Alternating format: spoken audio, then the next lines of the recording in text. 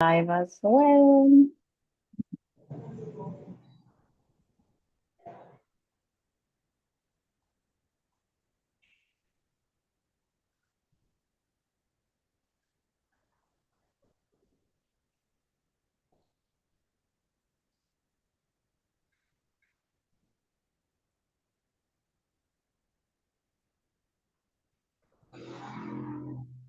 Okay, great.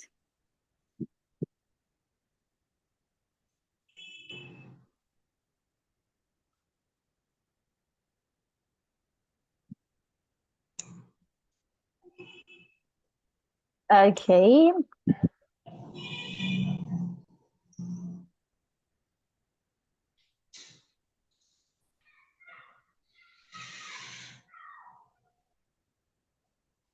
Let's go.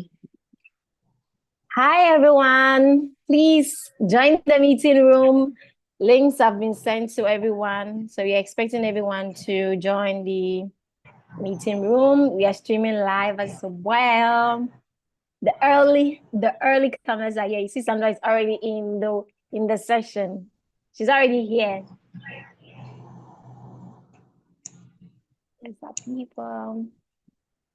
Okay, so today we are going to, it's just a Q&A session where those who are currently coming in that have questions, about studying in Italy and everything, particularly that of the visa questions, you come on in, ask your questions.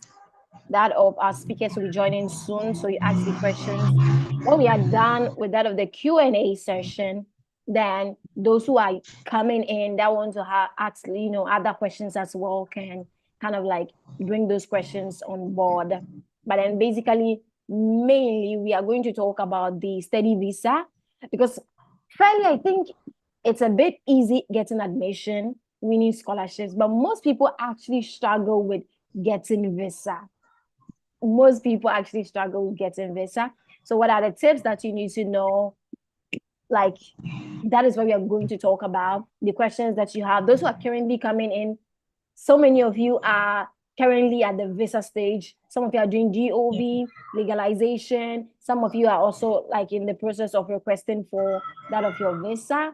So because of that, this is a perfect webinar. It's on time because so many of you have questions regarding the visa. What should I know? And all of that. So like it's definitely perfect. So please keep joining. We are live. But then basically, while we wait for everyone to join, let me share my screen and tell you a bit about the process of studying in Italy. The brief process. Hi, hello, Precious, you're here. Thank you for joining on time. So I'll share basically that of the process of studying in Italy. Then we are going to start with the Q&A session. Someone who might be watching live or just joined and the person's like, okay, what processes do you actually take before you get to the visa stage? I want to know. I don't understand this Italy process because so many people, the process actually confuse them. They're like, I don't know what first, what goes next, who comes next, what and all of that. So the first thing actually is when you decide on coming to study in Italy, the first thing that you're going to do is you have to go search for universities that are offering your program. Universities that are offering your program. And you can do this search either on study portals or that of Universe Italy. Either that of study portals or that of Universe Italy. So let me share my screen and then we are going to talk about the process. Please take note, that of our updated ebook will be coming out this September. By middle of September, it should be out on all our platforms. So we give you a detailed guide on all you need to know about studying in Italy, that of scholarships and everything, how the application process goes, what documents are required, everything. And then, surprisingly enough, there will also be another ebook that will be coming out as well. Let's hope by that of October, early October, that should be out as well. That is an ebook that actually focuses on those coming to study medicine in Italy and that of nursing, because their route is a bit different, and there's a breakdown on all that they actually need to know about the universities that offer nursing in Italy and all of that. So let's go. I'll be sharing the details with you from our ebook. So basically, let's run through, why do people actually choose to come and study in Italy? Most international students actually choose Italy as their study abroad destination because of how affordable it is compared to other European countries. And then you would think that because it's affordable, the quality of the education will be like, low. But then the quality, it's quality itself. And then there are so many scholarships available in most European countries. The scholarships available are mostly for local students, and then a number of them for international students. But unfortunately, here in Italy, the scholarships are available both for international students and that of local students. And because of that, it's actually good. It helps everyone that is coming to Italy to get to study, basically at an affordable amount. And aside from that, Italy has a unique and world-class education system, rich history, culture, and a stunning scenery. There are so many amazing places in Italy. Okay, so when you first decide to come and study in Italy, just like I was talking about, you're going to do the university search on Universe Italy or that of study portals. So what is the difference between doing the search on study portals and that of Universe Italy? I'm going to tell you about it in a bit. So this is how a search on Universe Italy looks like. Someone asks, what is Universe Italy? So that is the government website for international students. And then with study portals, this is how it looks like when you make a search on study portals.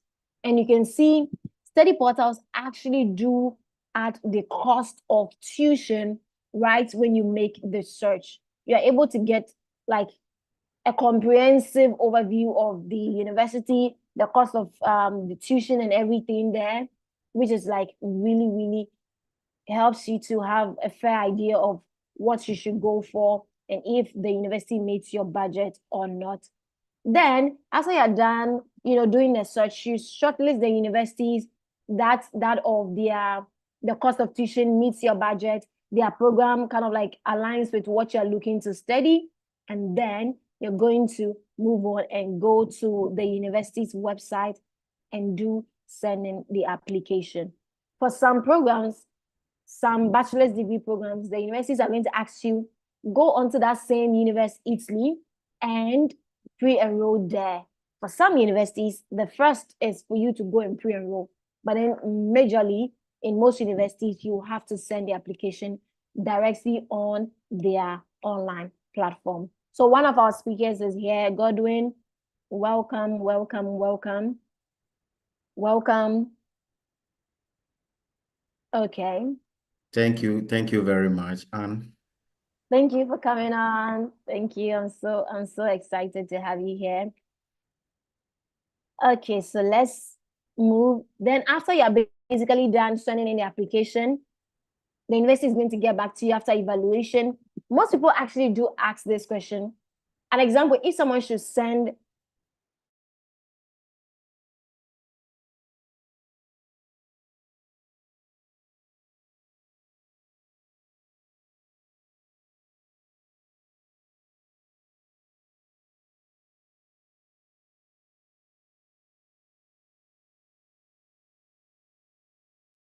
Can you guys hear me? When you do send out an application to a university, what you should take note of is it is not as at the time that you send the application. It is not as at the time that you send the application, but then when that call, the specific call that you send the application through, when it's going to end. So if you're sending an application today and then the call for application actually ends, the window that you apply through ends maybe at the end of this August, then that means you have to give about 2 weeks, 3 weeks after that call ends, before you start expecting, a response from the university. Okay. So Godwin, let Godwin share a bit with us. Godwin is currently in the University of Bergamo. Godwin, come on. We want to hear from you. How was your process like? Um, Good evening, good afternoon, depending on where you are watching us from. I'm so much happy to be here once again, trying to share our experiences and our um, processes that we've gone through so far to reach where we are now. I really appreciate the time that you have for us and our colleagues who are yet to get here. So my name is Godwin Kobla Wilson, a student of University of Bergamo, currently doing my master's in accounting, governance, and sustainability. And I am currently a DSU holder, studying under the Regional Scholarship in my second year. Thank you very much. So the process all started by you searching out for the school that you see to actually host you, to give you the requisite knowledge you need in your career, and then meeting your desire as a student who wants to advance in life. So basically, you are just doing your search around courses or programs that you wish to study, the very school that offers such programs, how much will you cost you to go through all the processes. So when you factor yourself into those information, then you are good to go. That is the basics of your plan, because you wouldn't love to start a process that you cannot finish. So you need to go very well into due diligence to know exactly what entails the whole process and if you are going to successfully complete it. So I personally want to say that we have several ways that you can cushion yourself through the process. Either you are on an Italian government scholarship or you are self-funding. And on the Italian government scholarship, there are a series of them which are having age requirements. And if you don't fall within such age, you need to know that already you are outside the eligibility criteria. So having been through the process by self-funding, the Italian law basically straight it that you should be sponsored by your parents, a reputable organization in your home country. That is, if your home government wishes to invest in your education through sponsorship, that is also accepted. It becomes so skeptical and people confuse who exactly should be your sponsor, and they really don't know how to go about it. But per the documents available, you should be sponsored by your biological parent and not even a sibling or an uncle or any extended family who might be richer or having the capability to finance you without a burden. But the law stresses it that you should be sponsored by your parent. As to why that reason exists, we actually cannot fact on it. But basically, sorry. But basically, it is about you having the funds available throughout your study, because they believe that if your parents are sponsoring you, then you are rest assured that your parent cannot leave you halfway through the process. And if you will be sponsored by your parents, then they should be able to show a particular amount of money in their account, roughly 6,000 euros plus, and still have enough for the people who will be left back home when you are abroad studying.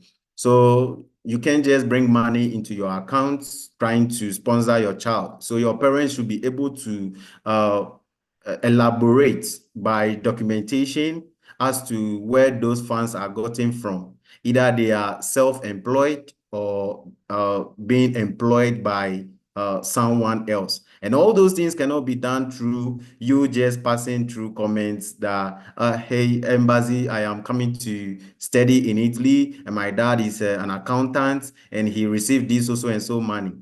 If you need documentation, proper documents by your parent employer should be the right document that you can use to explain your financial subsistency. And with that, you put in your application. One thing that we should know is that you can have every document all right, but the final judgment of visa decision based on the discretion of the ambassador or the consular.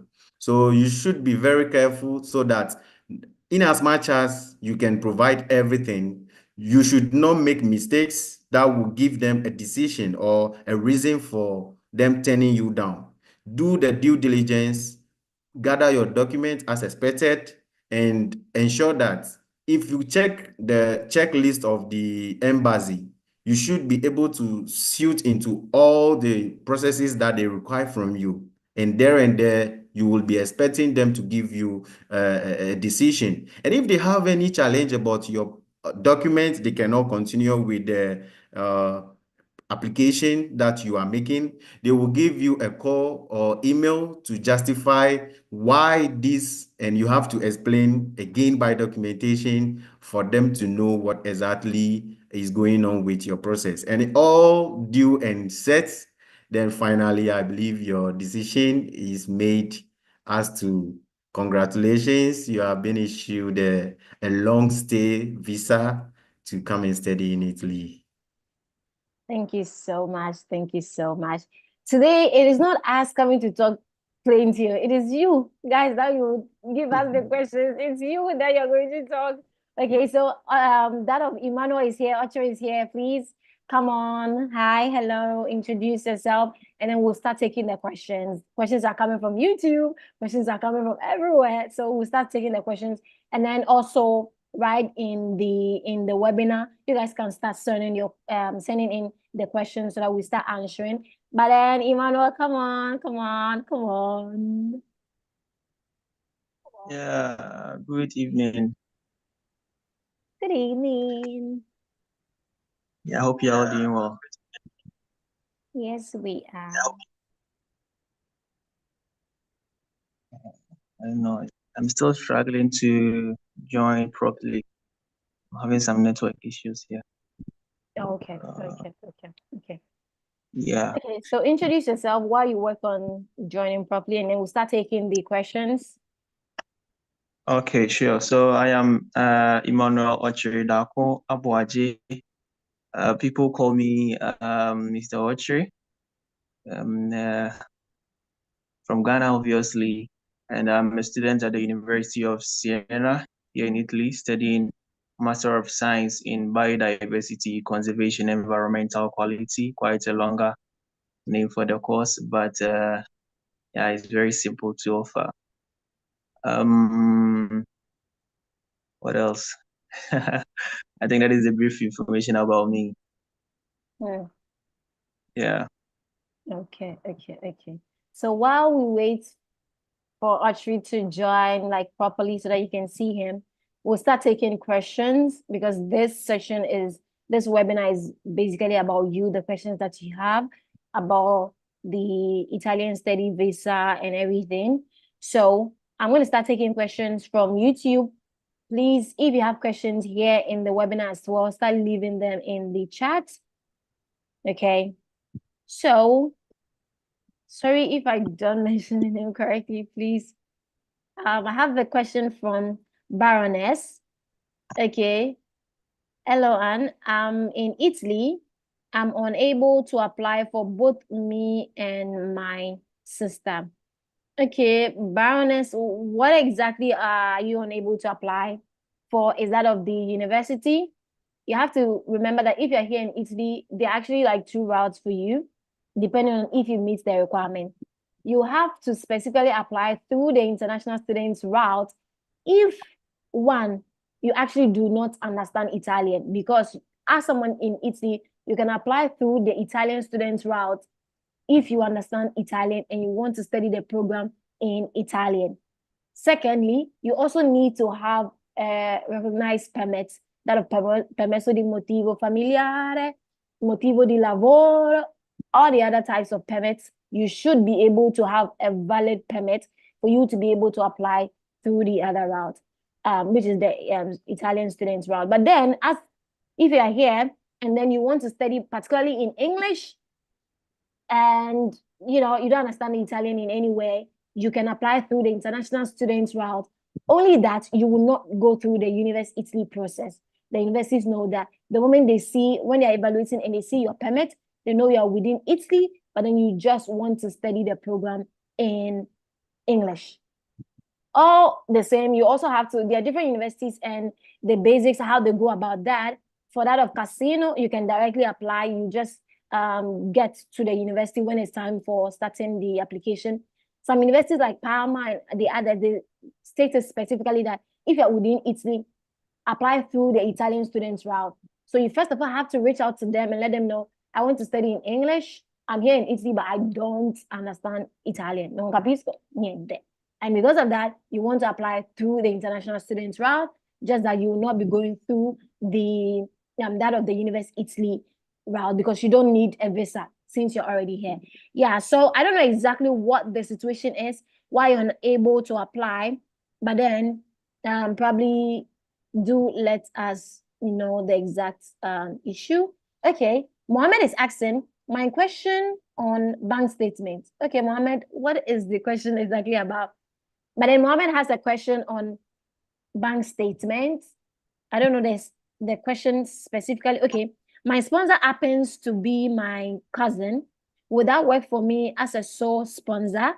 Again, how can I reserve hostel and how long should I book my reservation? Okay, Audrey, this goes to you. Toyo. Okay. What is the first question? The first question is what? My sponsor happens to be my cousin. Which country are you coming from, Mohammed? Is a sponsor is his cousin. Cousin. Okay, and then the second question is, how can I reserve hostel and how long should I book my reservation? okay, so with regards to the sponsorship, we've been talking about it for quite some time now, that the embassy could have allowed any other person to sponsor you as a student, but they have limited it to only you, the applicant, or your mom, that is your biological mom or dad. Other than that, no one else can sponsor you. There are other means in which the embassy sometimes do consider. But even with that, sometimes I think that you need to mix up the sponsorship. For instance, if you say that your parents, though they are alive, but they are not having the means, you can choose to say that your employment or your employer is sponsoring you. And for that matter, yeah, you need to take some documents from your employer, like letter of commitment, where they would specify that you are a worker there indeed, and then also they are the ones sponsoring you. And so with the sponsorship, it should be, I feel that there should be some financial commitment for the start, because if indeed they are saying they are sponsoring you, they are not a well-known sponsorship agency. So there should be some financial commitment where they would make some advance payments. Here it's not like the UK or US that you have exorbitant amounts of school fees to pay, where they will pay directly to the school. So it's advisable that the work sends money into your account. For instance, if you are supposed to show maybe a balance of 100,000 Ghana cedis, the workplace can choose to send you like 60% or 50% of the amount, and that will tell the embassy that indeed it is true that the workplace or your employer wants to sponsor you. Also, it shouldn't be that would be the first.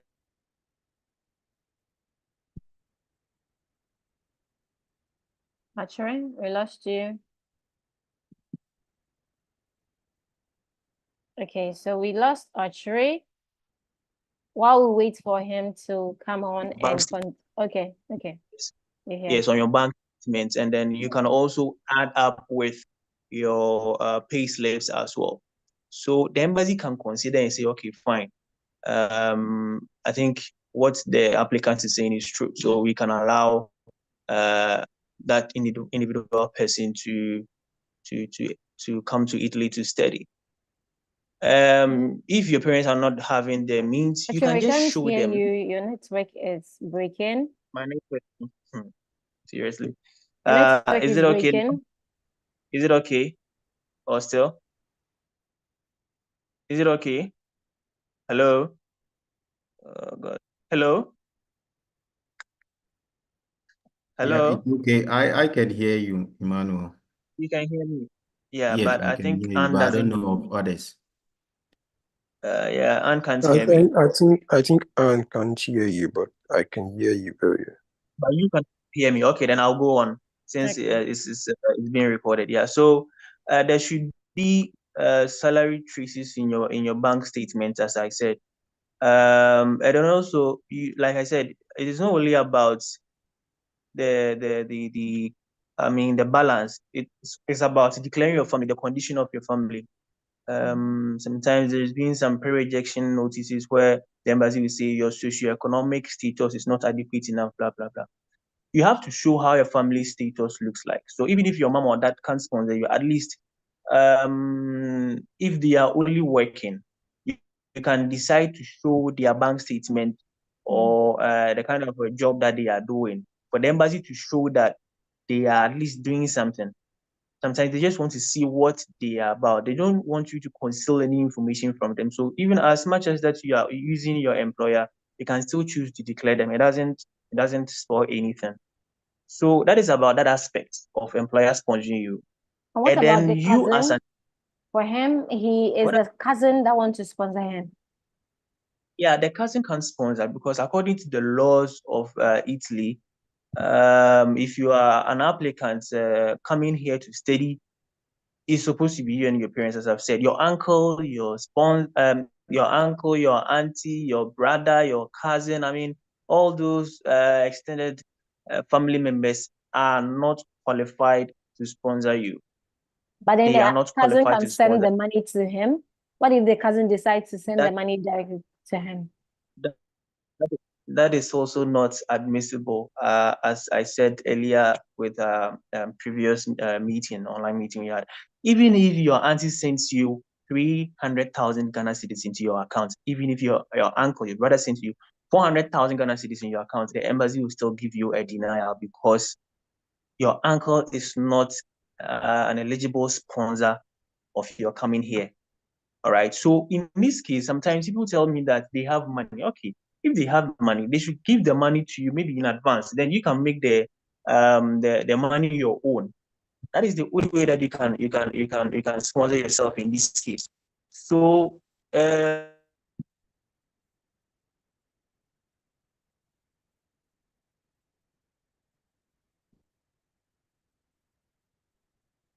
Actually, we lost you. Can you guys hear Ochiri? Because I lost him. He is off now. He's off now. Yeah. Okay. Yeah, Okay. he's off now, not anymore. Can't hear him now. Okay. So yeah, that Mohammed, as Ochiri was saying, your cousin cannot sponsor you. And regarding that of the hostel booking, Godwin, can you take us through that? He wants to, I think it's for the visa, basically. So he's asking how he can reserve the hostel and how long he should book. I think how long you should book it is actually stated out in the embassy requirements. Yeah. Yes. So about the hotel booking, you should know very well that coming to this place, your stay will not continuously be in the hotel that you are booking. Moreover, when you make a long booking of a hotel, will mean that even if the hotel costs you roughly, let's say 5,000 Ghana cedis a week, as a student, it's too strenuous for you as a student to bear. So basically, when you come in or when you are doing the booking for the visa application, it is advisable to get a hostel or a hotel which is less expensive and very close in proximity to your university, and do a reservation and not a straight away payment. Do not pay to any landlord or landlady for your stay, because as at now, you don't know about the decision or the outcome of the visa. So it's advisable to book a dummy reservation, of which you need not to pay for it. And as to how long you should book, it can be 2 weeks, yeah, roughly 2 weeks. For that of And the reservation as well should, everything that you are doing, from flight reservation to hotel reservation, should have some consistency. So when you say you are taking your flight from Ghana, let's say 23rd of August, then if your flight will take you to the next day, then your hotel reservation should be 24th of August, so that it will have a straight away meaning to the embassy that the very moment you alight in Italy, your accommodation is ready for you to access. Thank you very much. Okay, thank you. Thank you so much. Thank you so much for that. Okay, so I hope you got that. That's Mohammed. In addition to that, maybe some people would want to be schooled on that, how to book it. There are some apps that people use to make their booking, but you can also use bookings.com. So immediately you enter bookings.com, you just enter your destination where your school is located, the date that, like Godwin said, you will arrive. And then you scroll through, take your time, scroll through and look for the cheapest. Because one thing is that the embassy looks at the amount at the hotel reservation, I mean, what you are potentially going to pay, add up the flights, reservation and money also to it, maybe other expenses, but these are the key ones. And they will deduct it from the balance of the bank statement you send to them and see the amount that will be left, okay, for you to use. Normally, they use that for their calculation. So it's not out of nothing that they will tell you to do these dummy things. I mean, they use it for their own calculations. So after looking through bookings.com and spotting the lowest price that you think you can afford, and then you check if there is this rating there, free cancellation or payments on arrival. So if you select that one and then you follow the steps to the last stage, I think you are supposed to insert your details, but then the payment will tell you that if, for instance, I chose 2nd October to be my arrival, I would have up to 1st October to make payments. So make sure after you make the reservation, you don't forget, because if you forget, they will deduct the money from your account. So make sure you don't forget, so that after maybe you've gotten the visa, you make the cancellation, or if you want to go to that hotel, you do the payment, or you allow it to be deducted from your account. I mean, it depends on how you want it. Okay. Thank you so much. Okay, so we have got some questions here as well. Okay. So let's scroll. Okay, Augustine is asking, what are the requirements for a person to do a postgraduate or master, like documents needed to get started? Yeah, for you to, that is for university applications, you basically need that of your, let's say, apart from that of your WAEC, but then majorly you need your degree, you need your transcripts, you need an SOP, you need Europass CV, okay, and then basically your identity documents. You also need, I know most of you don't like writing the internationally recognized exams for the certificates and all of that else and the others, you don't like it. But then if you don't have that, then you need to get a letter from your university attesting your level of English. You need that attestation to send in the application. But then basically these are the basic documents that you need. And then I did mention, someone will be like, did I hear correctly? Yes, I mentioned that of your WAEC, because they are going to use that to check whether you actually, some universities, they won't ask, But then at the end of the day, later on, when you're needing the DOV, they are still going to ask for that document to check whether you've had the required number of years of education. So basically, those are the things that you need. Mohammed is asking, wow, in that case, can I switch to an NGO as a sponsor? Audrey? Yeah, It's no, Mohammed I mean, that was you can't. asking about the cousin sponsoring him. No, it's not that easy. You know, sometimes it's advisable that you can reach out to myself, Godwin, or maybe Anne yourself. It is not that easy. We have to look at your situation before we can say yes or no, or maybe give our best of advice. An NGO is an NGO, and then an NGO just can't rise up to say that I'm sponsoring this particular candidate. I mean, to come and stay in Italy. Yeah, I mean, like when I was talking, I was stressing that it's supposed to be from your work. I mean, your work, where you are working, because that is where you've been working. And then I know some people that indeed they are being sponsored by their workplaces, and then when they arrive, they can work with their employer online and continuously get paid. So importantly, we have to look at your situation before we can give our best of advice. So I wouldn't want to say a yes or a no to that at this point in time, because yeah, it's not straightforward. Like that. Okay, so then we have a question from Opeyemi. Okay, you've raised your hand, so come on and ask the question.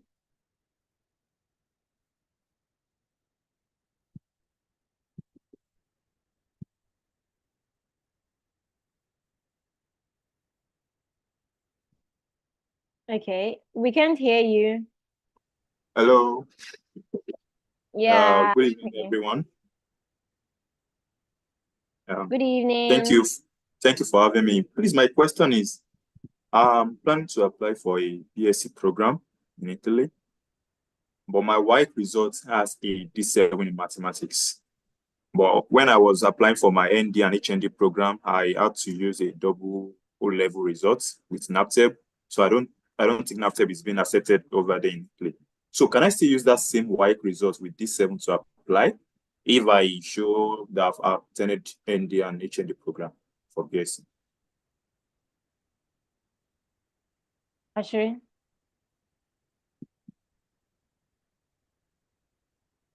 I don't know if you get my question. Yeah. Yeah. I get your question. I mean, if you can get it repeated, I didn't get it right. Okay, what I'm saying is, I have a WAEC result, but with D7 in mathematics. Okay. So, I also have the national diploma and higher national diploma in biochemistry from Nigeria, but I'm applying for BSc program in Italy. So I want to confirm, can I use that WAEC result to apply with that D7 in mathematics? It's kind of tricky because in Ghana here, the embassy has its own rules, and the embassy of Italy has its own rules, and then the Italian schools here also have their own rules. Here we have a peculiar case where the Italian embassy in Ghana. Which country are you? Nigeria. Okay. But the Italian embassy in Ghana here issues out the DOV to students after they've applied, and they declare on it if you are eligible to offer a master's program or not. And then also it applies to bachelor's as well. Now, I had one case this year where they wrote on one applicant's DOV that not consent, meaning that the person could not offer the master's program. Meanwhile, the school had already given him an admission. So it is the pre-enrollment letter that the person used to apply for the DOV. So the person had to come back and use the WASI, this SHS document you're talking about, to apply for a bachelor's program elsewhere, because the DOV is done on the WASI you sent and then also the bachelor's. So since the bachelor's was classified not to be accepted, the person was now having fully the opportunity to use the WASI. Of course, the WASI. So yeah, he had to now apply again to another school to get a bachelor's program in order to be able to use it. So I don't know the criteria the embassy uses in Nigeria, if also they have the same situation there of giving a denial of being able to offer a program or not. But in this case, to get admission to a school, it depends on the school, as aforementioned. So the school can decide to give you admission, but the embassy may decide to deny you the fact that you can offer the course. So, I mean, it's a twist of It's a events. bit tricky. If you Okay. if you apply with the WASSCE and then you get it, you get the admission, fine. But maybe the embassy may not allow you. All right. So Okay. you have to now check your situation as to how it will turn out to be. Well, to add a I don't little know. bit to that, Yeah. you had D7 in a particular that of a particular, I don't know, mathematics, and you have an HND, right? Yes. Yes. So usually when you're sending in an application, they usually consider the highest qualification that you have. So for that of a bachelor's, you are applying. If you decide which one to apply with, you can either apply with both that of the HND. That is only apply with the HND if you're going for a program that is a bit aligned to what you studied at the HND level. Okay, so you Yes. can apply with both the HND. That is if you came out, with good grades. If not, it Yeah, is I came quite out okay. with upper credit in HND, while Okay. in ND with distinction. Okay, yeah. So if you came out with good grades in the HND, you can combine that of the HND together with that of the WAEC. Yeah. In Ghana, call it WASSCE. Yeah, you can combine both to send in the application. Now, Okay. it depends on the university that you're sending the application to. Why? In most universities for a bachelor program, you will be taking an entrance exams. It all depends on the program that you go for as well. If you do Okay. take that of the TOEIC, it depends on the program you're going for. If you're going for business related, you'll be taking the TOEIC exams. Usually, if you do go for an entrance exams, though the grades you came out with is very, very important to them, the outcome of the talk is also going to be something very, very important to them. Like that's something they're going to consider for your admission. Okay, so there's a high possibility that you're going to get admission from the side of the university. Just like Autry said, at the end of the day, when you get to the embassy, it is the DOV that's also going to give them a bit of an overview of whether you can get is whether the university has actually like admitted you on the right conditions or not. But then if you did come out with great results, just like I said in your HND, there's a low possibility that when you send in, because when you're going for DOV, you have to combine the documents. You have to use the same document that you use for that of the application School to application. the university. So if you attach that of your HND and that of your WAEC, then there's a high possibility that the DOV is going to be given on the highest qualification that you used for the application, which in this case is that of the HND. HND. Yes. Okay, thank you. Please, one last question. Do I have to also do the English language test like IELTS or TOEFL to apply for BSc? It will give you better chance in most universities, because an example, this year so many people going to Messina after they send the application, after a while they get a message, candidate is supposed to present out this one or that, and they're like, what? Yeah, some of them received those that kind of like messages in their emails and all of that. But then in some universities, you're good to go as long as you have the letter from your university stating that you're proficient in English. It will fly with some universities. With some universities, it will not fly. Especially for what I've seen, there's some candidates, you present this letter, and then maybe in the grades that you're sending to them, that of your WAEC, you score poorly in English. How do we trust that you understand this English that they are saying that you studied in, but then you came out, you failed poorly in English? So sometimes they also look at the grades you came out with, aside from the letter your university is telling them that you studied in English and you understand basic English, but then you failed in your English exams or that of your English test, that of the WAEC. Most of them, they'll send you that you need to present that of the IELTS certificate. But then, Autry, what do you think? Godwin, what do you think regarding that. In some universities, they are okay. In some universities, no. Maybe Okay, Godwin will thank you. speak on that. All right.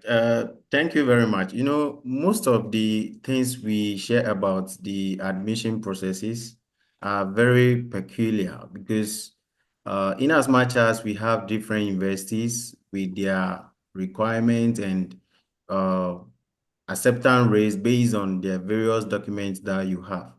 So as stated by Mr. Autry earlier, as to whether you qualify for the program will depend on the program coordinator upon evaluating your documents. But not to forget, another hurdle you have is the declaration of value. And that declaration of value basically means the embassy trying to compare your academic results to that of the Italian system to verify if what you have at hand now will be able to usher you into your master's program or your bachelor's program. So there are two hurdles you have now to cross. Having confirmed or having contacted the program coordinator to be sure your details can go through. Another one is the embassy giving you that of the declaration of value. So if you have those two documents at hand, which are true to help you through, then that becomes valid. So as to we giving a very objective answer to either you can go ahead to use it or not, will be on the wrong side of our candidate advice. So I Okay, think so far what we have explained answered most of your questions you want. yeah, thank you. What you just mentioned now, you said, can I contact the program coordinator for the institution before the application cycle even opens to No, confirm that if my the requirements are always stated on the program pages. It's if you have not clearly seen something that is stated there, then you can reach out to them. But then the moment the admissions open, the requirements are clearly stated out there. So usually they ask students, look at the requirements. If you think it is something specifically you want to speak to them about, then yeah, fine. But at the end of the day, most of this boards might not clearly understand the system of education in your home country. That is why they need the DOV. But then we Okay. know an HND, what does the DOV tell them? Does the qualification that you have give you access to the same program that they've admitted you to in your home country? DOV is also telling them if your certificates and everything you are presenting for to access that program is, legit, because you need to verify them and all of that, which the embassy is going to do. And we know in Africa, anywhere in Africa, an HND gives you access to a bachelor's degree. Yeah.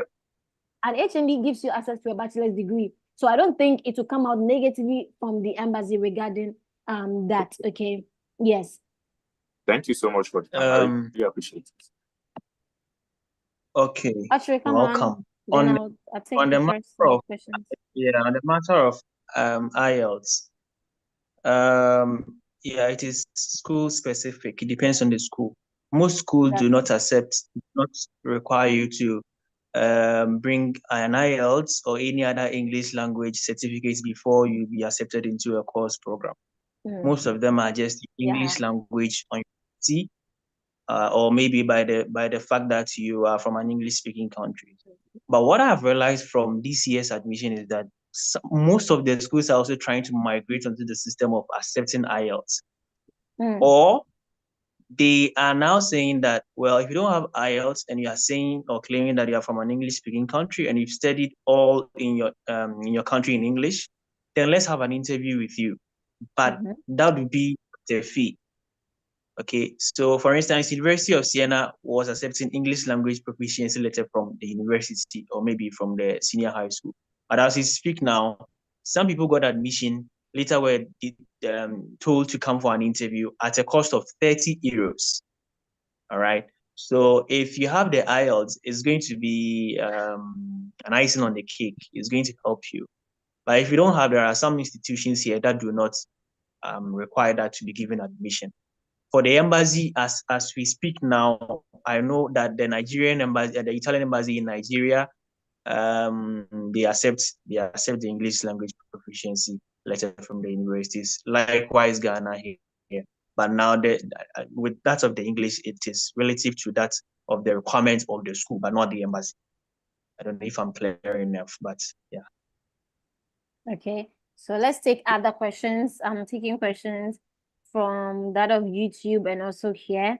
So let's go. Okay, some people have raised their hands. So Jane Fee, you can come on and speak while I look at some questions that we have on YouTube. And then we have questions here in the chat as well.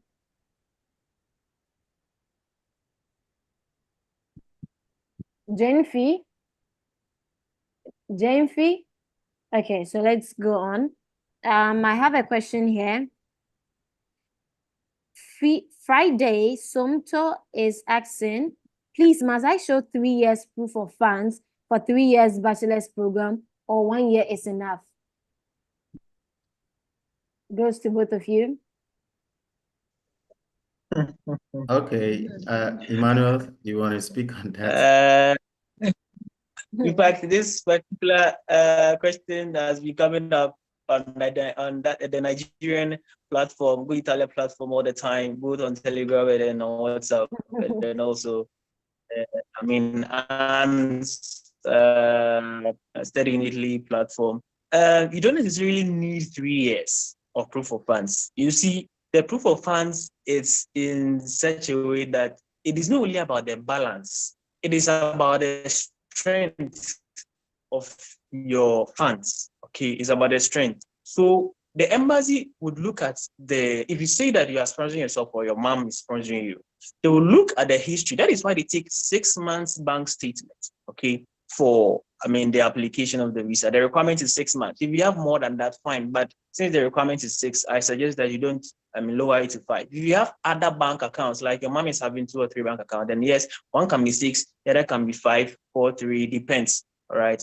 So they look at the history. Okay, this person is saying that he or she is coming to study in Italy, bachelor's program of 3 years. What work does the mother do? Okay, the mother is a minor. Okay, let me look at the bank statement. Every month, the mother receives an amount of 32,000 cedis. Oh, okay, then I think it's good. Then let's see the family's composition.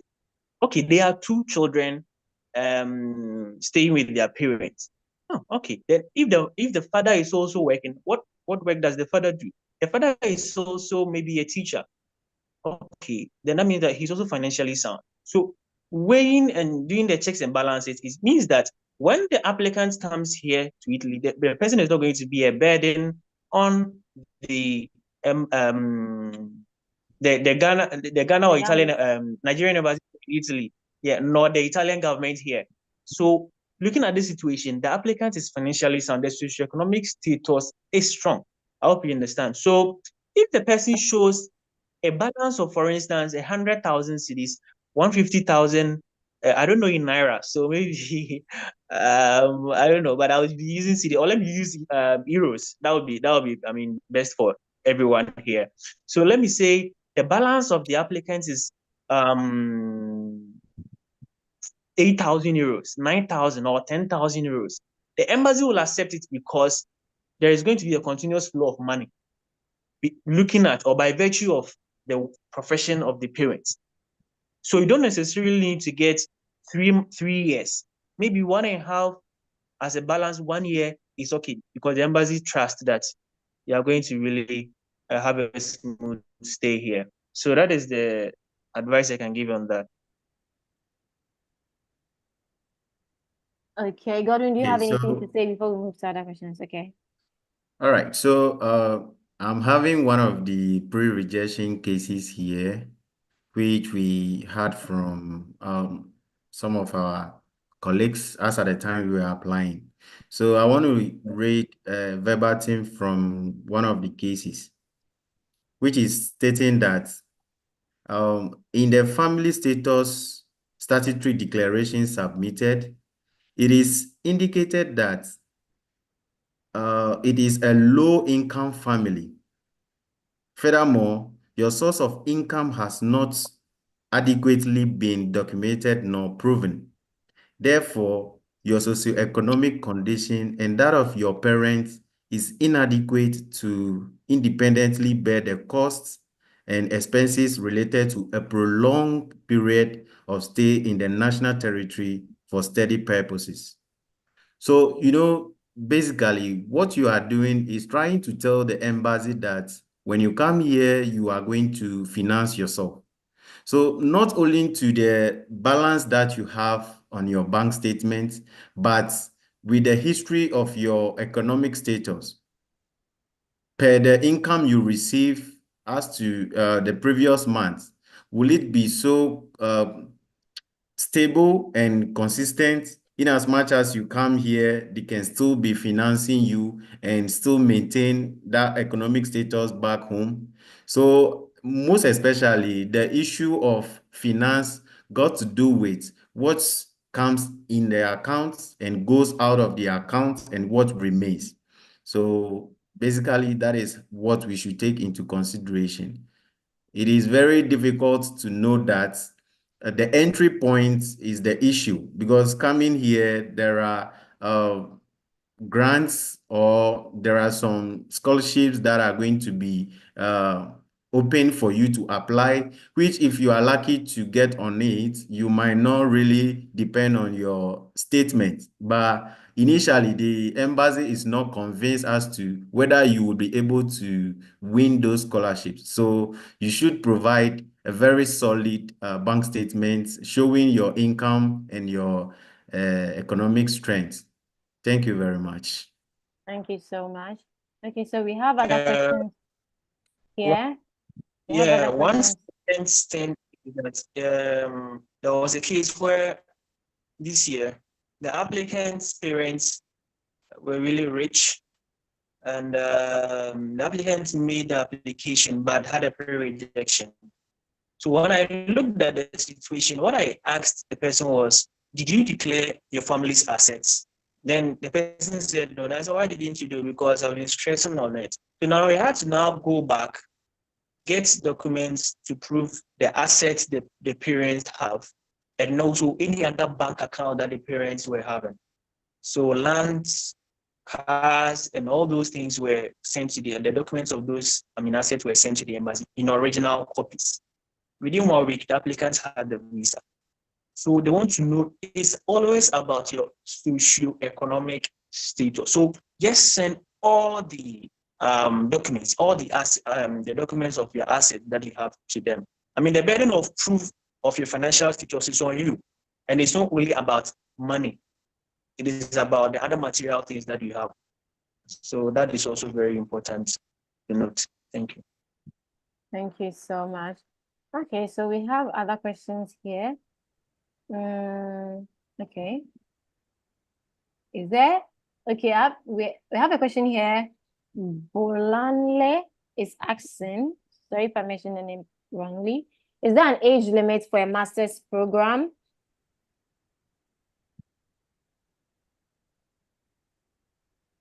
Okay, so basically there are no age limits as to how old you should be before you should offer your master's. But I want to take it again because all we are saying here will be based on the outcome of the embassy. That question also relates to one of the reasons given for pre-rejection. And this document is saying that the documentation relating to your study career highlights a considerable temporal discontinuity between the end of your studies, which occurred in 2018, approximately 5 years ago, and the enrollment in the master's degree program in Italy for the academic year 2023-2024. So basically, you see the person completed university in 2018, and there was a discontinuity in what you want to do next in terms of your academics. So in as much as you have a break, there should be a proven reason why that break came about. Was it that you are into employment? And if it is employment, then documents will be there to prove. But if it is just a normal age you not being employed, you not going to any further studies, and you want to continue your studies, then the reason or the purpose of traveling by study purpose will be questionable, and they have a doubt about you actually traveling to study. I hope Okay, my thank you. explanation is clear. Yeah, thank you so much. And adding something a little bit to that, usually with some universities, they have age Some limits. Ashuri, are you saying something? Some universities do. that's what I was, yeah. Yeah.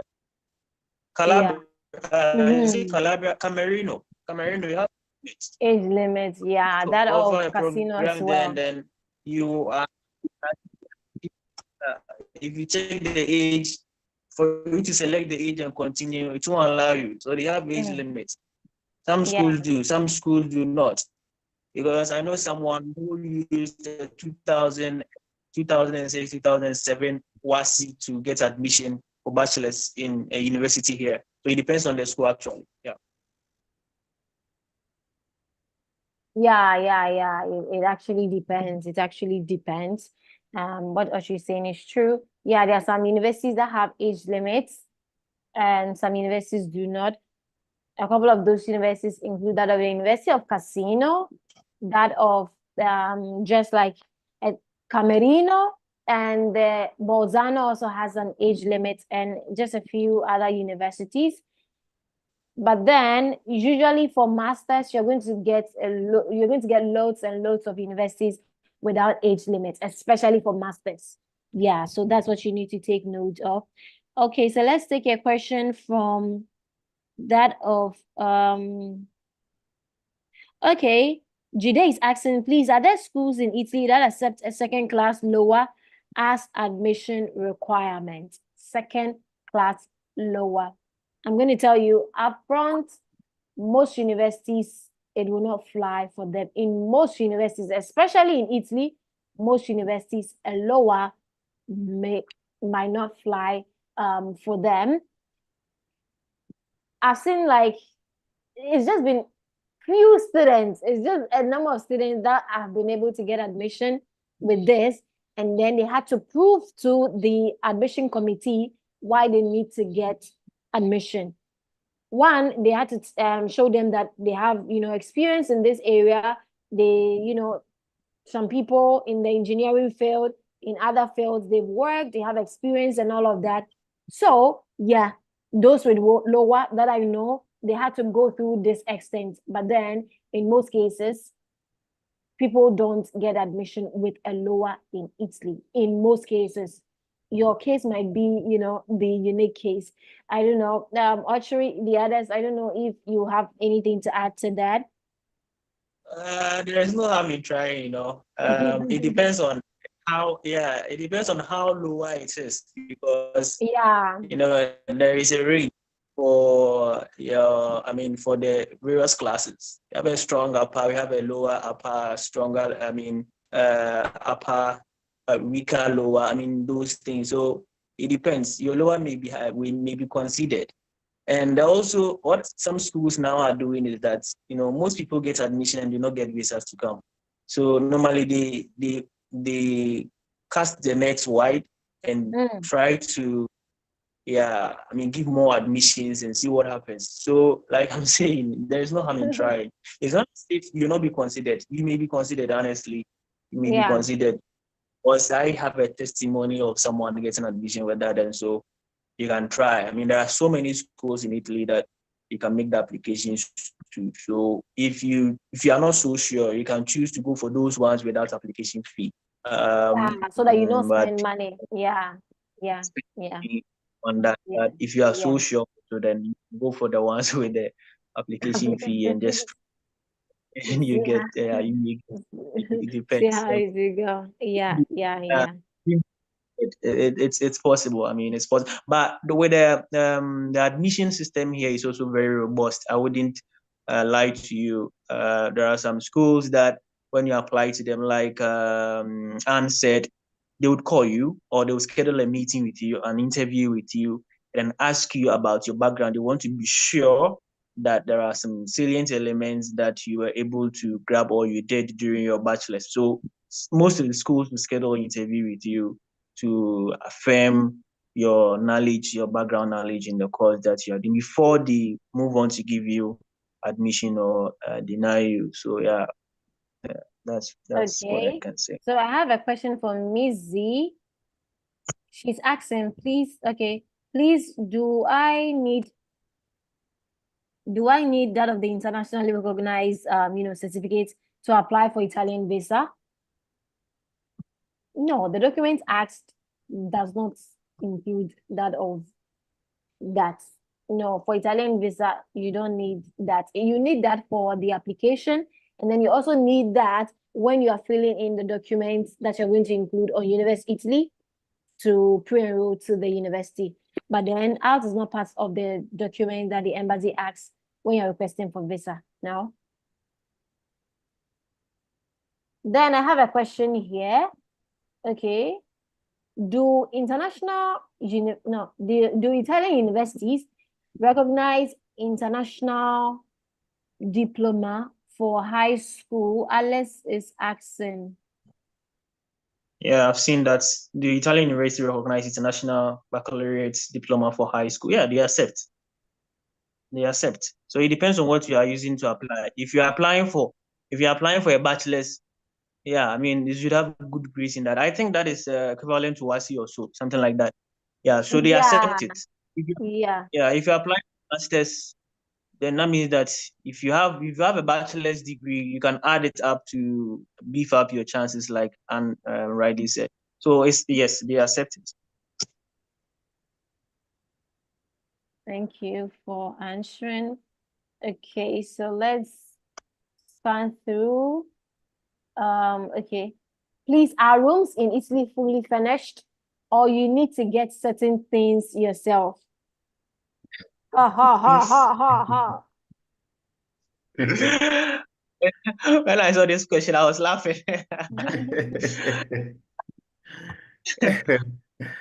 Maybe go answer to that. How's the case in Well, either yes or no. I think this question will be dependent on how the flight you want to take, because per the luggage weight that you need to bring, depending on you, you might buy more luggage space for yourself to bring more items. But then most of the, depending on the school you are, and then the rooms available to you. We have rooms that are fully furnished, and we have rooms that you need to basically provide things for yourself. As to the school that I am, you don't need to bring any other thing unless you need something personal, which I don't think you can bring it from your home country, because there are shared kitchens, there are refrigerators, and there are things that when you want to use them, they are there. But in as much as they are there, you might still need some basic things for yourself. And if you want to bring them from your home country, if it will not take too much space in your luggage, then you can bring it along. But mind you, most of the schools have rules and regulations, because we are students, and if they allow for all electronic gadgets and some things that might not be handled well against fire outbreak, you should read the rules and regulations for governing your apartment, and you know what exactly you should bring in. But rest assured, the basic things that you need for your stay are available. Yeah, and then it also depends, just like Gordon is saying, it depends on the room that you're actually going for. If you want to get your own space, there's something if you want to rent your own place, then you have to know that if you are going for your own place, then there's a high possibility that you might not get a fully furnished room. But even if you are renting your own space, you can go for shared apartments and all of that at the end of the day, even if you're not staying in the university apartment. So you can go for that as well. With that, you have most of the things there.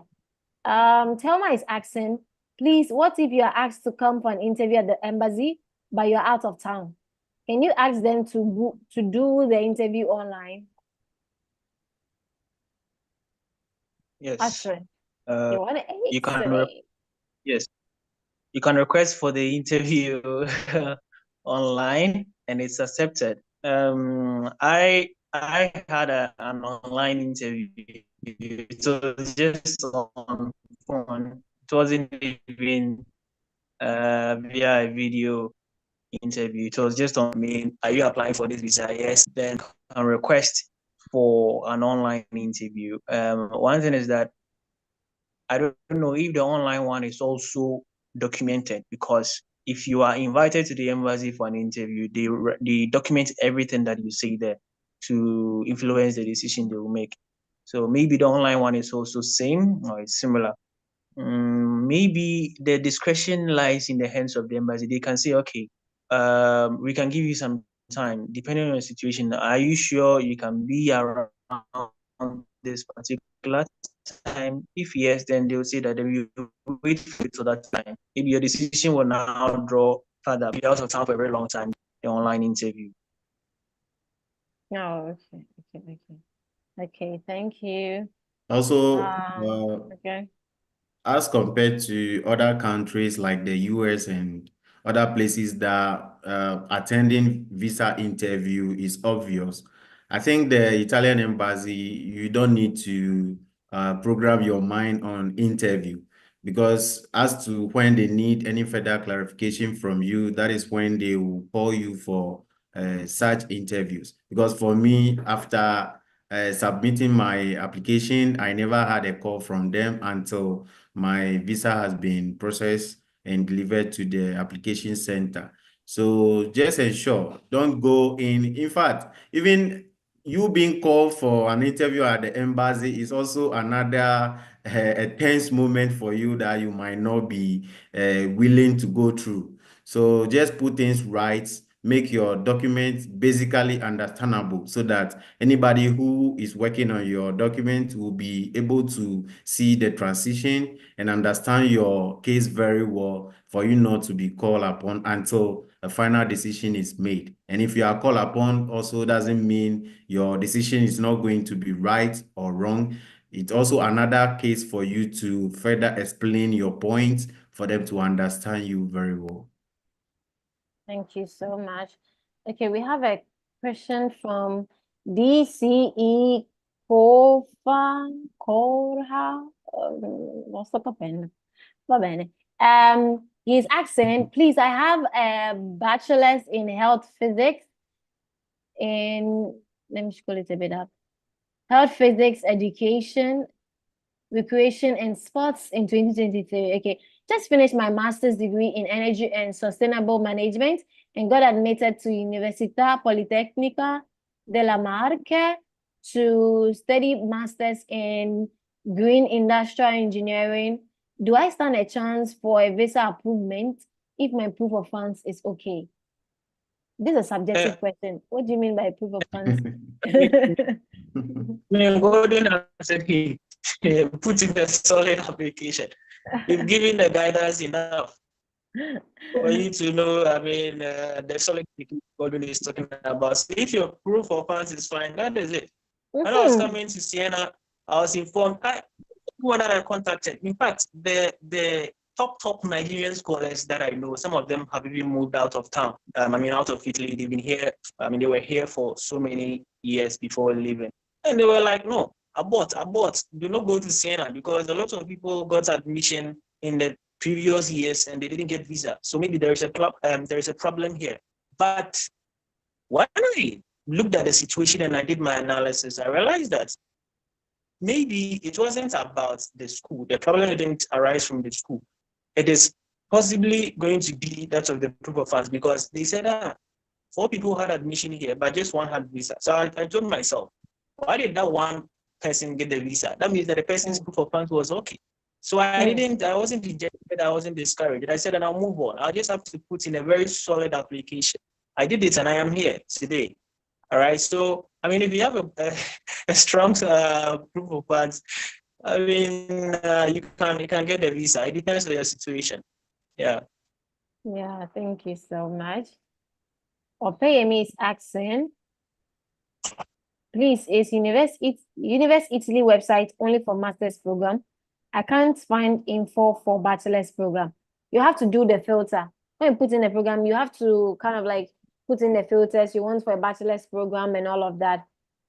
So watch my video guide on how to search for programs in Italy, and Yeah. I'm sure you find a way around it. Please, can I get your handle, Mr. Ochri, for further clarification on Visa Bank statement? Yeah, you can reach out to Ochri. Yeah, Ochri, Yeah, you can put I don't have a the hand. details. I don't have handle. Handle.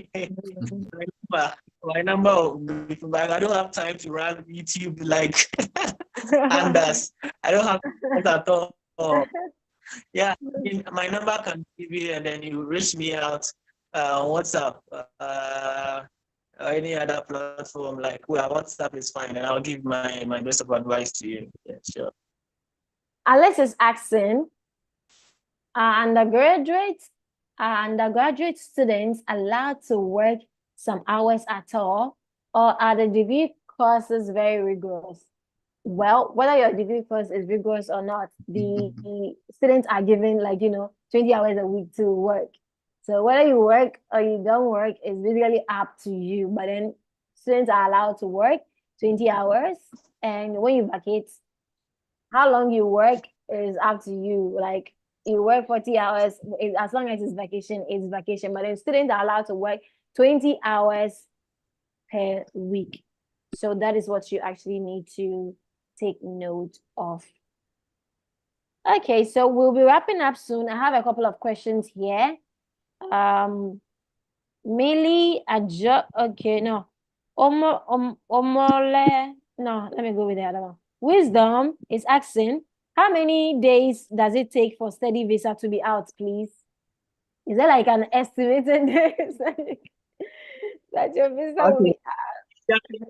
The site of the embassy, not both. I mean, for every country, it's 90 days, but it is subjective to the applicant situation. People apply as self-sponsored students and they can get their visas in 7 days. The same situation, someone can apply as a self-sponsored student and then can get it in 2 months. So the official days is not any other days, but 90 days, 90 calendar days. So you have to wait till that time. And if you only put in a solid application, then you can get it earlier. If you have scholarships like the IYT, that one, there is a surety that you are going to get it from Ghana here. I don't know of any other country situation, but I just had information some few days ago that some countries, even if you have MyC or IYT, you find it difficult to get a visa. But in the case of Nigeria and Ghana, I'm not so sure that is the case. Because if you have MyC or IYT, then you are good to go. Yeah, so the outcome depends on your situation. I mean, it's not general like that. Yeah, thank you so much. And Ajok is asking, hello, in case I have not finished my degree from my country, but I wish to change the course and study something else, do they allow me to apply? The question again? In case I have not finished my degree for my country, but then I wish to change the course and study something else, do they allow me to apply? You want to change your program, incompleted program from your home country to continue? Yeah, she's not done and she no longer wants to continue with the program. So I think she wants to come and study another bachelor's in Italy. So she's asking if she's changing courses, will she be allowed to? Okay, so like the UK and the rest, they sometimes accept for transfer of credit abroad, where you pass through some procedures to transfer your incompleted credit to go and complete your study abroad. But as to Italy, I've not heard such a condition before. But It then, actually exists here as well. Most students actually don't know about that. And then there are the routes that you take. So after you send in the normal application for that of the bachelor's, in this case where he's not done with school, okay, so he will be sending that of the incompleted, the transcript that he has. But in majorly, he will have to send the application with his WAEC, okay, that of the WASI, or I don't know which country he or she is coming from, but he send the WASI, and then in every university's website or that of the CORP application, the particular program you're going for, they set out how you can reach out to the university for them to recognize the program that you've done, like, in your past program and all of that. But in this case, look at something funny. She is talking about changing programs. So she's basically changing from the program she's currently doing to a different program. So it will basically depend which of those credits she wants to be recognized, because she's entirely changing the course of study. So in this situation, she might majorly have to rely on a WASI results. If the program she's going to it doesn't really align with what she studied, what he or she studied in the past.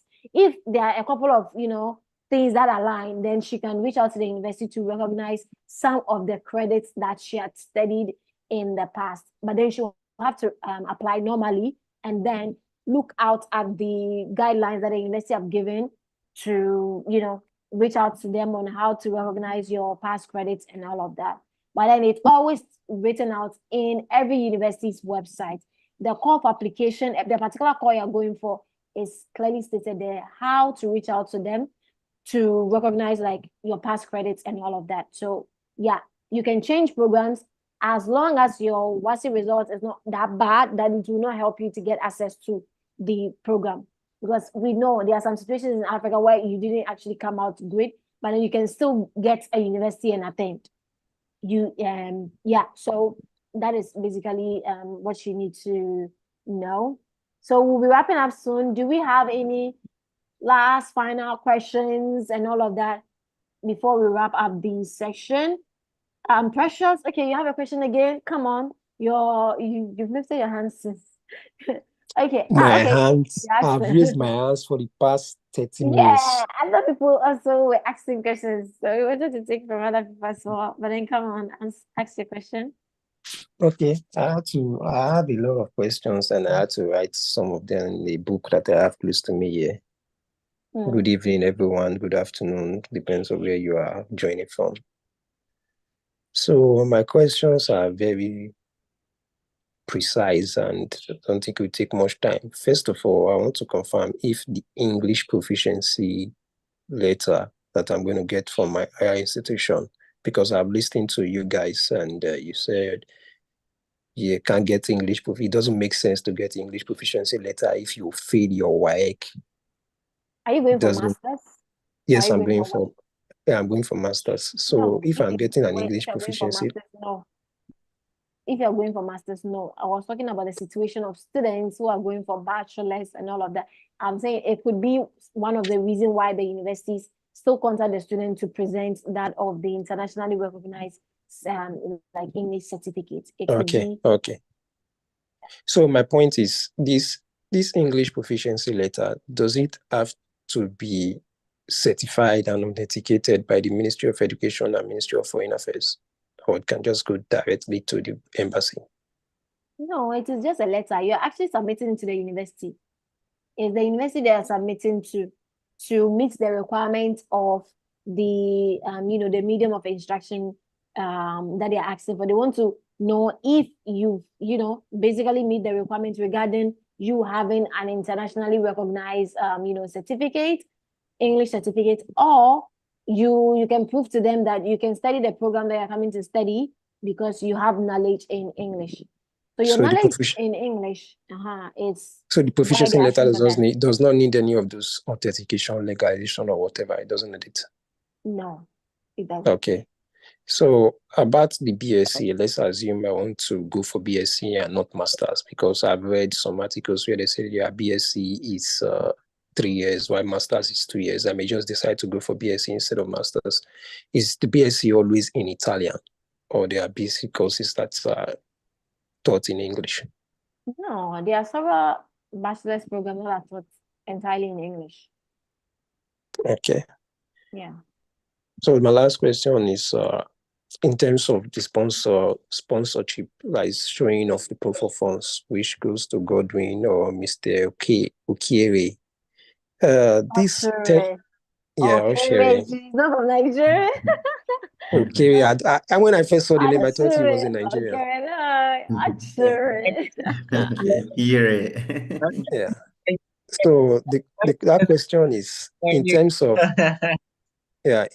the sponsorship. If I'm sponsoring myself, do I also need to present the bank statements of my family as my family financial value and all those things? That's one. Number two, if I am sponsoring myself, does my bank statements alone, does it serve the purpose of the financial ability for the duration of the course?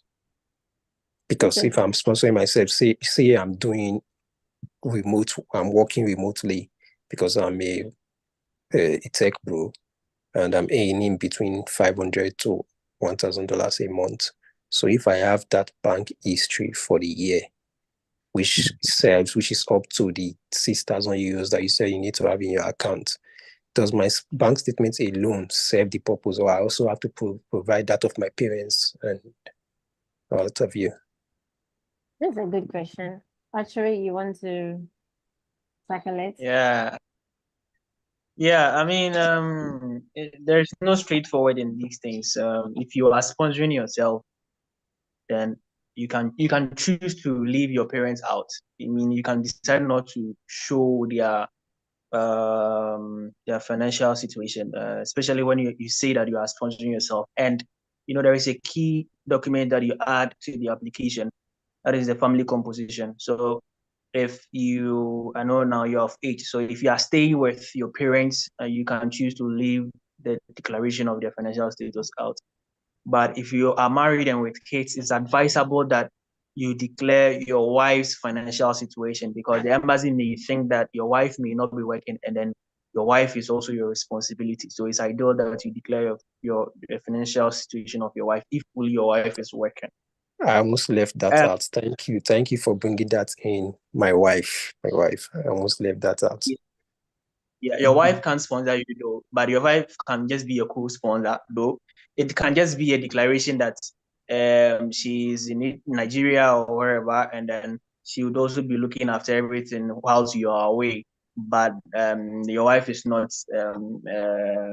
an eligible sponsor. Just the declaration of the financial status. Maybe my wife is doing this work, and then she's financially free from me. So that is very important. Using bank statements alone is not ideal. With the embassy, Italian embassy in Nigeria, Ghana, Ethiopia, wherever, they want to see documentations. That is why I earlier said that the burden of proof is on you. Send documents to them. They want to see the documents and in original form, because after everything, they will send the documents back to you. So using the bank statements, yes, there are traces of the salaries coming from your company or your workplace, but you should add more, like your payslip, your appointment letter, or maybe an ID card that shows that you are a worker there. So add all those documents. I mean, people can just feel, this year, someone made an application here in Ghana. The bank statement was genuine. The pre-registration came, and it was stated that your bank statement is fake. You understand? So the person had to go back to the bank to get a cover note to attach the bank statement, print an updated one. So I didn't mean that maybe the person had removed the money out, or maybe there is some massaging of some situations in the course of the earlier process. So it is important that you add the documents that are at your disposal. Every single thing: appointment letter, ID card, pay slips, anything that you have. So that is important.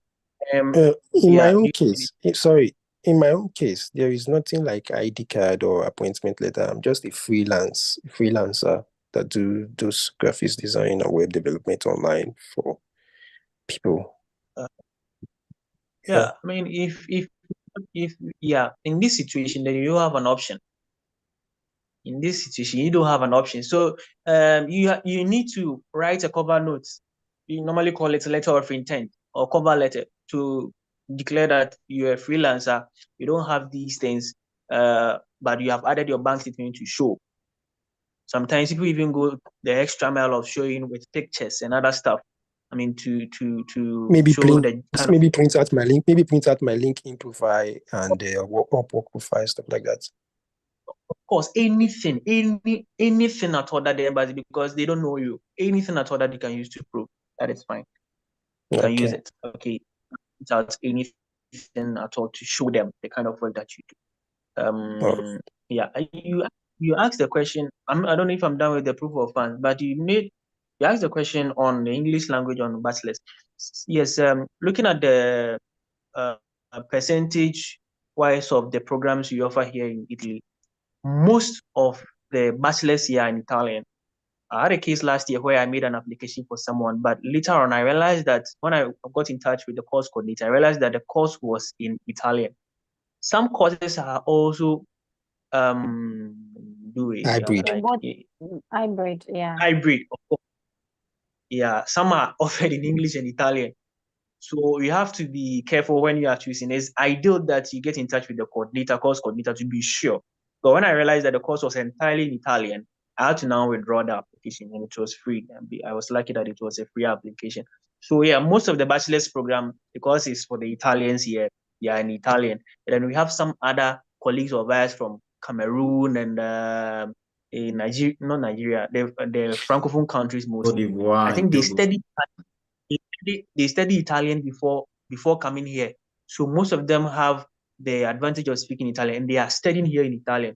So you can find most of them here offering bachelor's program here.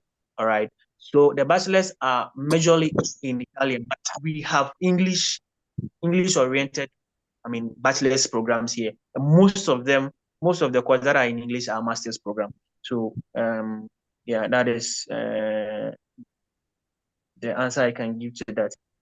I really appreciate it. When you search on University Italy, it will always tell you what the program is in. So when you see MU, obviously it lets you know that, it's both offered in English and that of Italian. If you see entirely in English, you also see on the program page, if you go onto the university's portal, it tells you that the program is entirely in English, and they'll give you all the details that you actually need to know.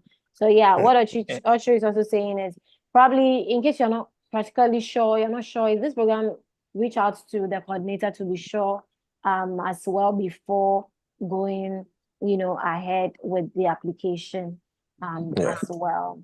Yeah. Anyone else with another question before we wrap up? Ocho got it run, all of us got it run. Friday night. Yeah. I see. You got it right. I see. You got it around. I get it. Any other question before we end this session? Can you defer your program? Someone is asking a question on some. Oh, okay. Can you defer your program in case you couldn't get visa? That's a good question. Okay, so first of all, you get admission, but then you for some reason you actually didn't get the visa.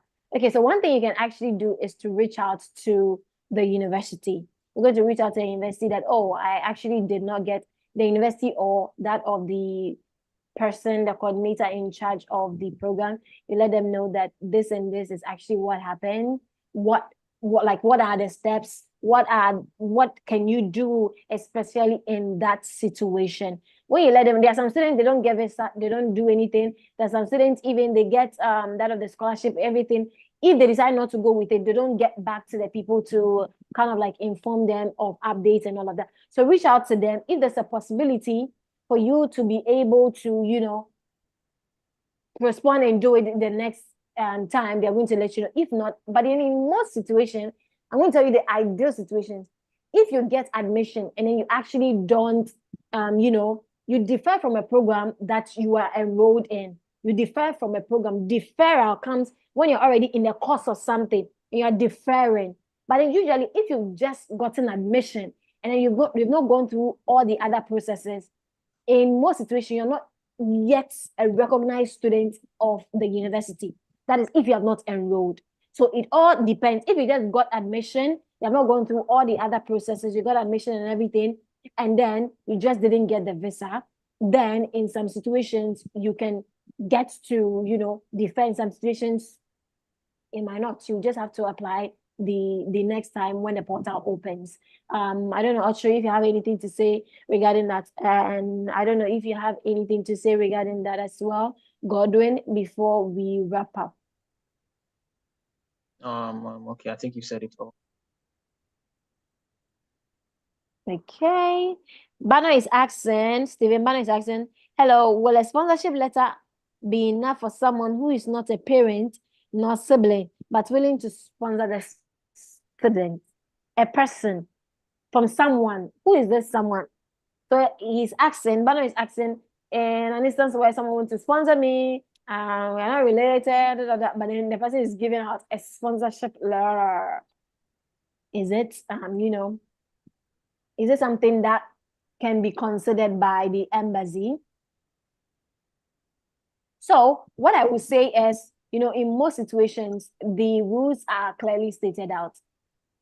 It's completely stated out. If someone is not related to you, the person cannot sponsor you. So this someone does not have, doesn't owe you the duty or doesn't owe you taking care of you. So at any point in time, they can decide, to no longer sponsor you. And then you come out here and then you get stranded. Okay. So because of that, usually if it's just someone and then there's no relations, this person is not your parent and all of that, even if they send out a sponsorship letter, it would not still fly because the requirements are very clear, from the embassy, basically. So yeah, that's the question that's the answer to your question. I don't know if anyone else wants to add something, but then aside from that, then that will be totally it because we gotta go. Okay. Yeah, I a question here in the comment section concerning authentication. Authentication. No, I missed the person, but I think the person is asking if he or she should authenticate the documents before getting admission in Italy. No, you don't need to authenticate or legalize your educational documents before you get admission here. It is a straightforward application with your documents, with your educational documents. So you can just apply online when the windows are open. And normally the application window begins from December and it's found through the subsequent year. Every school here has its own opening and closing. So for instance, University of Siena will open in December, will close the first call in February, will open in March, maybe will close in May, and then maybe that is all. So every school opens it in that order. But when it comes to the visa processing, is where every country has its own rules that I can't see for all, but I can see for Ghana and Nigeria. Where Ghana, you don't need to go to any Ministry of Education or Ministry of Foreign Affairs for authentication. You can just go straight to the embassy to apply for the declaration of value. There have been variations in the rules now. You need to book for appointments before you go and apply. So you don't need to go to the MOFA, Ministry of Foreign Affairs, and then also the Ministry of Education. Yeah. Need that, but in Nigeria, you need to do it. You need to go to the Ministry of Education first, and then you go to the Ministry of Foreign Affairs second. And then after that, when it is ready, and you need to book appointments for these things. So when you are done, then you send it to the embassy for the declaration of value. So that is the case of Nigeria as well. Yeah. But for that admission, it's straightforward. Someone also asked, if you miss a call from the embassy, should you be worried? If you miss a call from the embassy, no, you shouldn't be worried. You just have to call back. But the situation has been that when they call you and then you miss the call, you call back. The person that you get on the phone will tell you that, wait, the one who called you will call you. So if it's 3 working days, and they've not called you, that the person is not, and it's going to, pull your So you should be alert. You have to be alert that when, and if they are not, consistently call them, because if you forget, there are loads of things that they are doing in the embassy. So you shouldn't be worried, but try and reach out to them Okay. as soon as.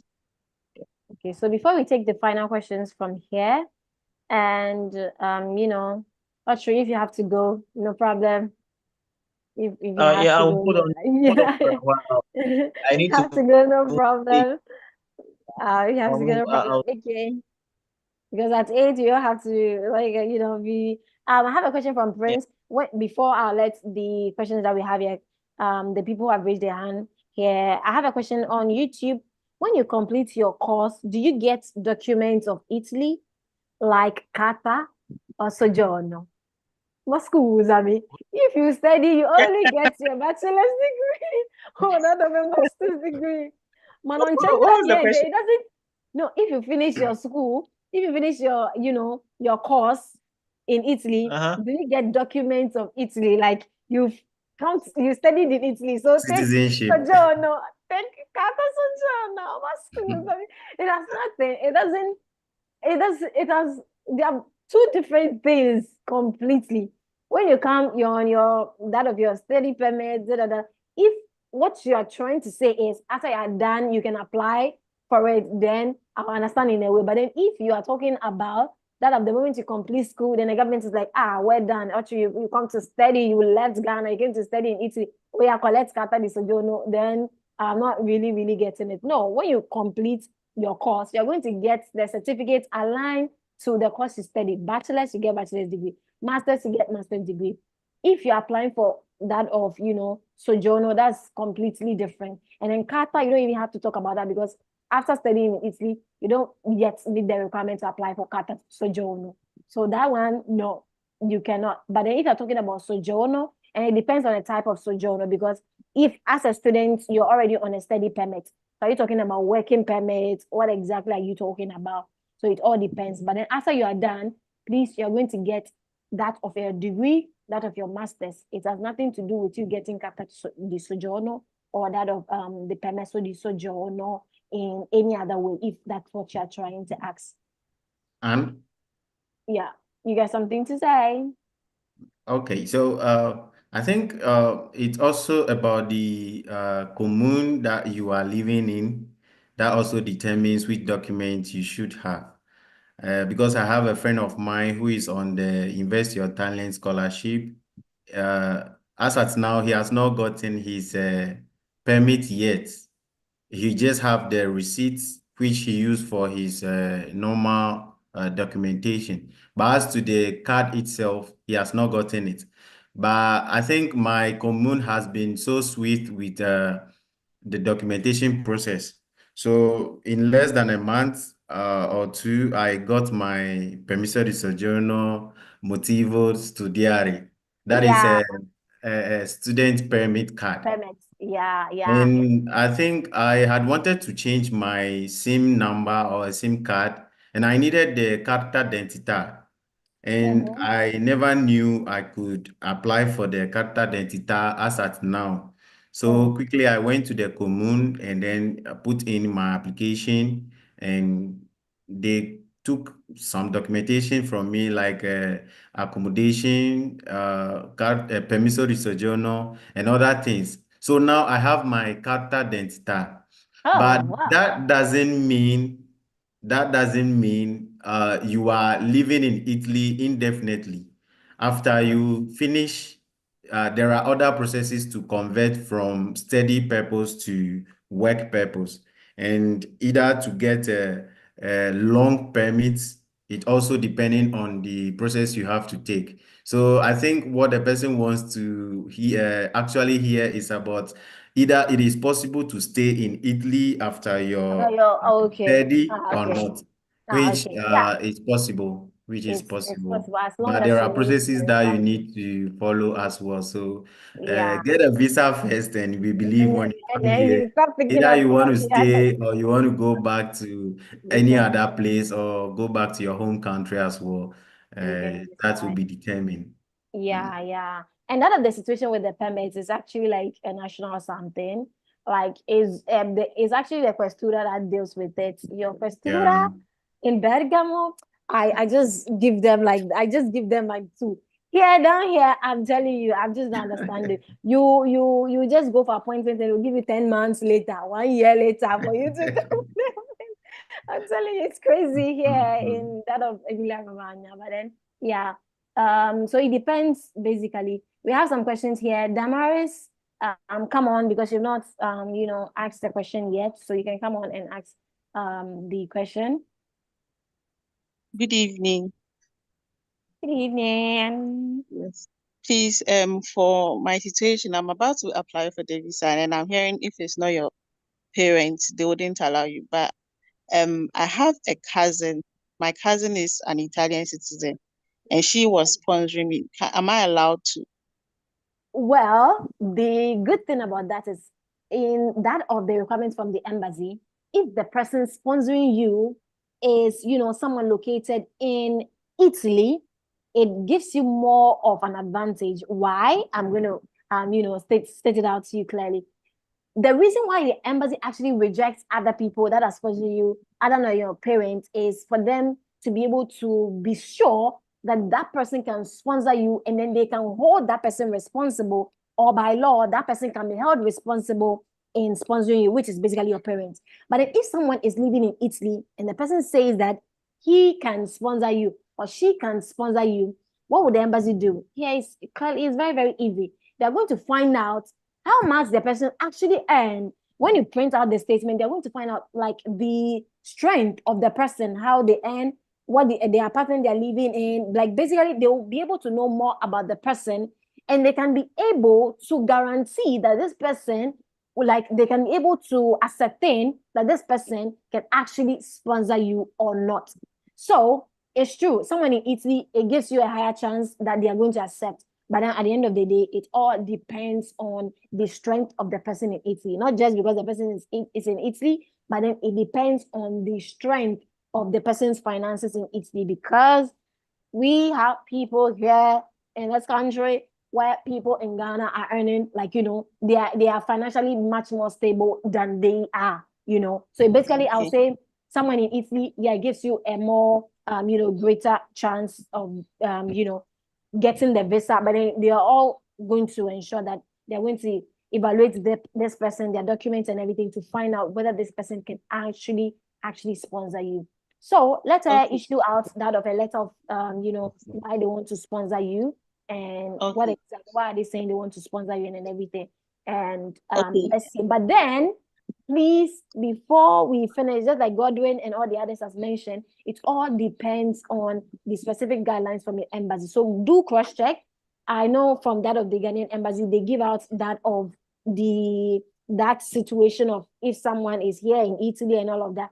Check for your specific embassy if that condition has been stated there as well. All right. Okay. Yeah. Okay. Thank you. The latest I can that is Anne. I had a similar situation last year, where I used my mom and then my brother here as sponsors. The embassy called me and asked questions only about my mother. Okay. Yeah. So they didn't hear about my mother. So I think that from experience, it is about your parents' location. If your parents are in either Nigeria or Ghana or in Italy, that is where they qualify to sponsor you. When outside Italy and Ghana, it is also another issue to be looked at. Sometimes the embassy may not consider, even if in the US or wherever. So that is what I can say about it. It's not necessarily the fact that if your auntie is here and with citizenship, your auntie can sponsor you. It's about the parents and their location. Because I think the problem has been that the embassy can't verify the documents outside the territories of either in Italy or in Ghana or in Nigeria. So they are saying US, it becomes a problem. Okay, please, to add on, please, the cousin, she was born and raised in Italy, but she's currently working in the UK. So is that going to be a problem? Okay, so she's not in the Italian territory. No, she's currently working. She has, I don't know, she was born in Italy. She's been there, so she just recently moved to the UK for work. Okay, but then As a she's like not she's a current resident in Italy. she has an Italian residence permit and everything. Like Okay. Yeah, a she's an citizen. Italian. Yeah, I get Yes. that. Yeah. So is that going to be a problem because she's No, not working? yeah, it won't fly because it is about the economic need. If I have a situation like that, a case like the last year, yeah, in which the person is not even an Italian citizen, but with Carta Soggiorno and is working in the residence is here and is working in UK. It wouldn't fly because if the person should be working here, all right, and with the legal documents available, so it's not admissible. No, if you do it, you didn't get it. Yeah, but then so take a look at that. You guys need to really have a conversation on that regarding that. Speak to her, or you mentioned him or her. Yeah, speak to her Yes. and find a solution how you can actually go about this, because she's not currently here, she's in the UK. How would they be able to ascertain that she will actually not withdraw the moment you enter into the Italian territory? Okay, so you guys will really, really need to have a conversation regarding that, because the moment you submit a document, they can be able to find out from the system that she's no longer living within the territory, even though she's a citizen. And that's going to bring up a whole lot of issues, because usually I always tell people, when someone is out here, a family relative is out here, and they're like, no, I want to sponsor you. Yeah. I always tell the people, speak to them, have honest conversations with them, because I know of weird situations out here. The people need to tell you the truth. You guys need to have a conversation, because the moment you submit the documents, the embassy is going to they're going to get the details about this person. And sometimes if the person's standing is not actually like right in the system, that could actually really affect you. Like maybe this family member will not be able to tell you, if you guys have not really yet had an honest conversation. I had someone who presented their father as a sponsor, and then the embassy called him and they were like, why is it that your father didn't bring you into the country? And then he's making you go through the study route. And then now they are asked, like he's requesting to sponsor you. The embassy, they just go through different reasons why they want to issue out a pre-rejection. But then you just go, you give them the reasons and all of that, and then you'll be good to go. So if you need further clarification, you can reach out to Autry, and I'm sure you'll be willing to assist.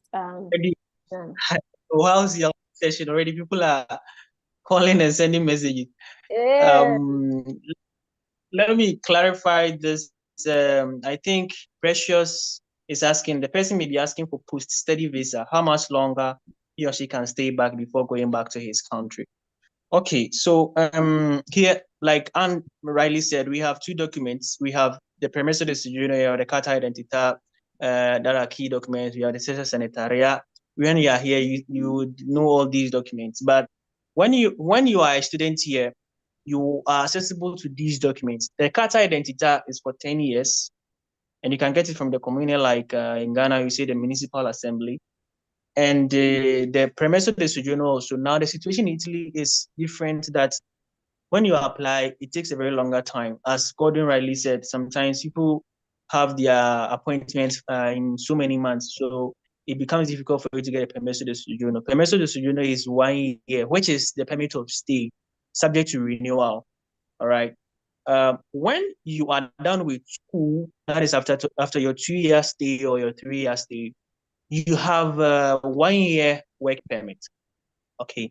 Now, when you finish school, you don't get your certificate right there and then. It takes some time for them to process it for you to get it. So within that period will be your working period. I mean, just for a lavoro. You have that period to look for a job. See. So when you want to stay here, you need to get a job with contract. You need to get a job with a contract. And then you can migrate. There are processes that you need to pass through. So it is only when you are here that you get the reality of it. But you need to get it. And you can stay here, however, whichever number of years that you want to stay here. So leave that for you to get here first. So that is what And then, you know, there are videos as well on my channel on students that have come in, how they use the routes, how they stayed and all that. So you can check out that videos as well. The post after you're done, post how to get the Inattesa di Lavoro. And then after you are actually done, how to actually convert from student permit to that of work permit. You need to, but then first of all, get into the system, because even when you listen to our video, we're mentioning things, you'll be like, what's that? They will need code from you. You're like, what is code? What is this? So get into the system and then you start thinking about it. Ask Godwin, and actually we say the first route is for you to enter into the land. Come and land first, then you think about all the other stuff. Yeah. So okay, we'll be wrapping up. Or Opeyemi, you have a question? We'll take those last questions and we'll be out of here. This question. And please, if you don't mind, I want to add one more question when you're done with Opeyemi. Thank you. Okay. Opeyemi. And Precious, you can go ahead with your question, please. Okay. The same, I don't know if you remember me, Precious, the same guy that talked about freelancing and all of that. Yeah. So I'm actually streamlining my application to universities around Emilia Romagna. I don't know what they call it. Emilia Romagna. Yeah, Romagna. So Cesena, Marchier, Foley, and those region, because I have a cousin who lives there. Okay. He has a home. Okay. So he owns it. Sir? He owns it. Yes, he owns it. Okay, let's go. Yeah, he has a home. Yeah, he bought the home already. He's living there with his wife, and they don't have any kids here. So is it possible for me to use Suspension as a sponsor? We don't bear the same surname, it's just my mom's sister's child. So he's a cousin, just a family member. Is it possible for me to use a person as a sponsor if I cannot provide those documents to prove that for myself that I can sponsor myself? Is it possible for me to use Suspension as a sponsor? Well, first of all, I'll say speak to him first, okay? Because if he's sponsoring you, you remember he was the one. He was actually the one who encouraged me. He's the one who encouraged me to start applying and all of that. So if I speak to him, he'll be able to sponsor me. Okay. He already agreed to give me accommodation. 6,000 amounts needed. Giving accommodation is not a problem. If I live in an apartment where 5 people can live in, yeah, I can give you that of residence, no problem. But in sponsoring you, does he have the amount required in his Italian bank account? There's over 6,000 needed. It's not just that he's living in Italy and the person can sponsor you. Whoever is sponsoring you, whether they are in Ghana, they are in Italy, they will need to have the amounts needed in their bank account. Okay. Yes. So if he is willing and then he has that money required there, and then they can be able to verify that he's working and all of that. Here, they can be able to verify and all of that. Then that's good to go. Okay. But then have a conversation with him. I'll also suggest, since you're working and all of that, probably you can also add that of your documents and all of that. But then have the conversation with him, and then you kind of like maybe co-sponsor all of that. Yeah, do have the conversation. Later, you can reach out to us, reach out to Archery if you need more details. But then let's wrap up. Okay, Indila is asking, how can you renew the MyC scholarship if your course is 2 years after being granted in the previous year? Okay, each and every embassy that you want each and every embassy and how they go through, they kind of like go through the renewal process. But then at the end of the day, whichever of them, you will still have to reapply when the portal opens as a second year. But then outside of that, in some embassies, when you're on a scholarship, they'll call you and then they'll ask you questions and and all about that. For the renewal, in most embassies, they'll call you, they ask you, okay, what are the grades? Were you able to make the needed grades and all of that, and basically all of that. And then in some embassies, most of the time, they'll renew it for you for the next intake, basically. So that's what you need to know. Jacob is asking, how much is proof of funds for students to study in Italy? Jacob, we've spoken about that, it's on the particular embassy that you are coming to. If they've stated it's in the requirements, this year it's over 6,000 euros. So check the specific embassy you're coming to. The requirements are there and how to show this proof of funds, who can sponsor you and everything, okay? So if you need to have over 6,000 euros, like 6,500, just have it in your bank account. If you are sponsoring yourself, if someone is sponsoring you, most of the time the person should have more than that amount, or the person should have that amount and be able to show that they have constant flow of income. An example, if someone who is not working is sponsoring you, how, after they are done sponsoring you with that money, how do they take care of themselves? So that is something like very, very important. Also, someone asking your number, you've not written the number that you mentioned.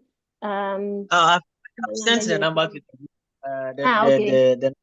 the group. Maybe I have to repost it. Okay. On the matter of the amount of money, if you're coming for a master's program, ideally you're supposed to get the 2 years, as we've been talking about. The amount must amount to 2 years.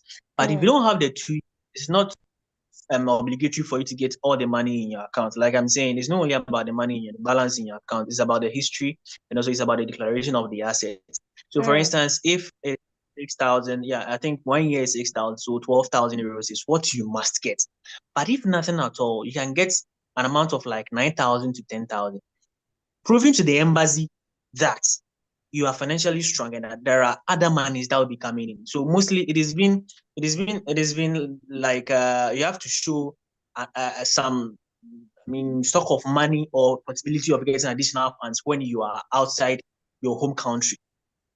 So it's not entirely getting the 2 years in your account. If you have, fine.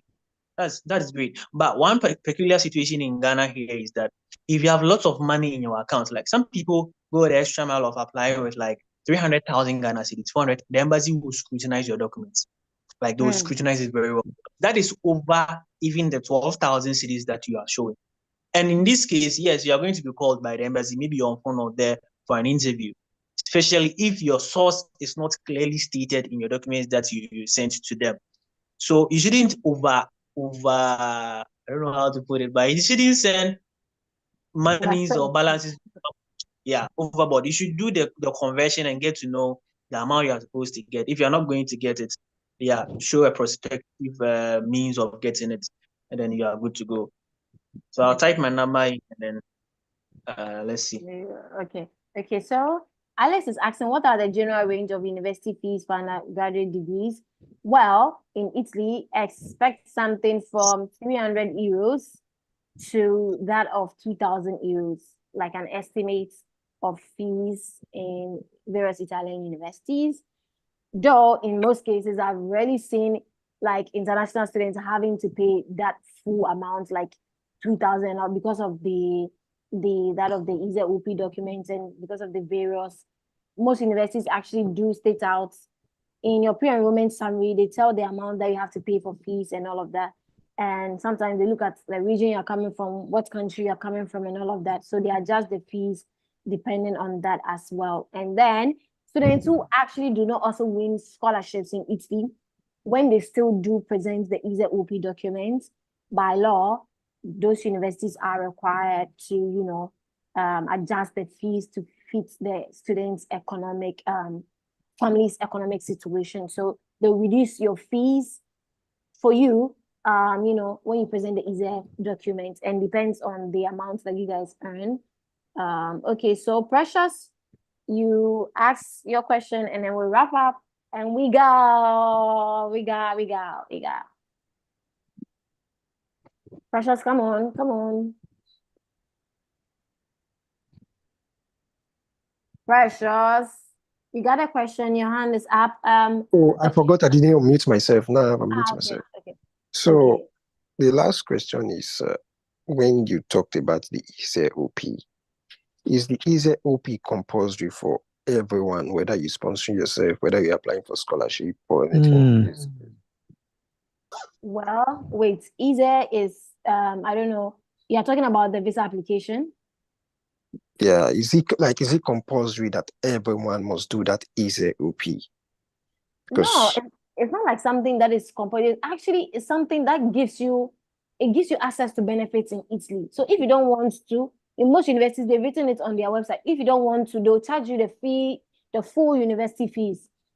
I studied a pagar. If you want to pay, no problem. They don't have a problem at all. If you get the easier document, it actually helps you get access to benefits in Italy. You get to your university, it's not now that you have to come and tell them your story. They look at your easier, they look at the value, the amount your family earns, or the easier of your family, and then they know where to kind of like what benefits, like that of the regional scholarship, that of university, that of tuition fees and all of that. All of that are applied. Basically, that is the system here in Italy. But then, in case you are struggling to get it from your home country, you can choose not to present it. You pay the full scholarship, the full tuition fee. Yeah, there are some students who choose to do that as well. And then when you come into the system, you can get it from the your local embassy here in Rome. And then from there, you can start using it in the subsequent years. But if you're struggling to get it, don't worry. Like, focus on getting the amounts to come in. But the ESE has nothing to do with that of the visa application. ESE Okay. has nothing to do with it. No. It is actually a document that gives you access to benefits and all of that in Italy. All right. Thank you very much. This was a great section. I appreciate it. I've learned a lot.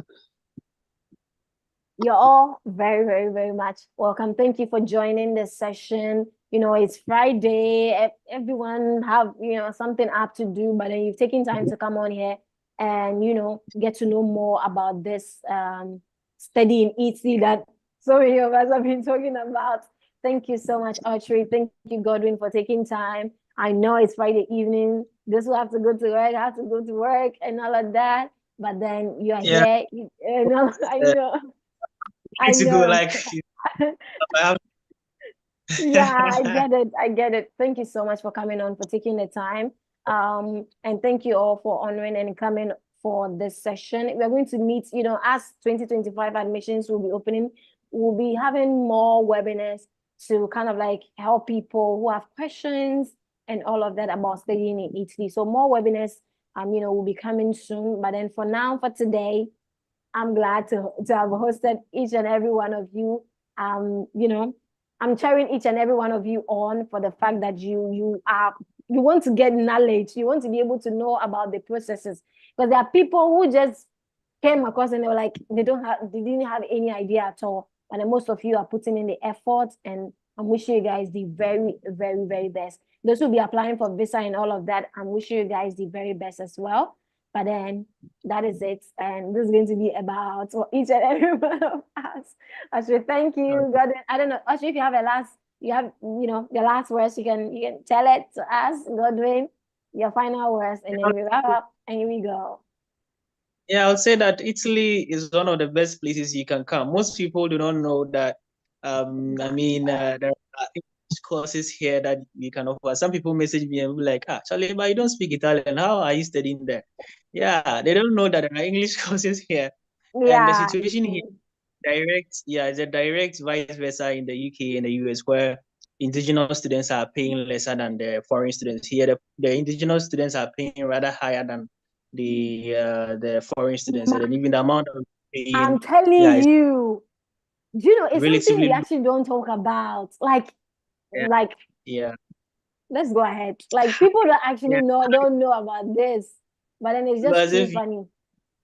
Of course, if you go to Autry, I can't hear you. Can you all hear Autry? Because I don't know. I can't hear him. Yeah, we can hear you. Because if you go to UK and then Autry, we lost hello, you. yeah, but they can hear me. But that is actually what most. Hello, do the other we attendants can hear you. here? So go on. Yes, please, we can hear you. And the British, they are paying like £7,000, and then you as a foreign student, you are paying 20,000, and pounds is really high. But here in Italy, you can pay school fees as low as 500 euros. Some even 120 euros for the whole year, and you have also an equally quality education here, lots of practicals and a lot of trips. I mean, the education here is very, very cool. And so people do not know, they don't know that you can come here to offer English courses. It's good that you've taken this mantle upon yourself to, journey with us, to come here or to join us, let me say that. You shouldn't be discouraged because you can get the cheapest processing fee comparably to the other countries. I mean, you can spend very less when you are coming here. And don't be perturbed with the language, because the Italian language is easy to study. As we come now, we are now speaking our 2x4. As you can see, I'm going to work.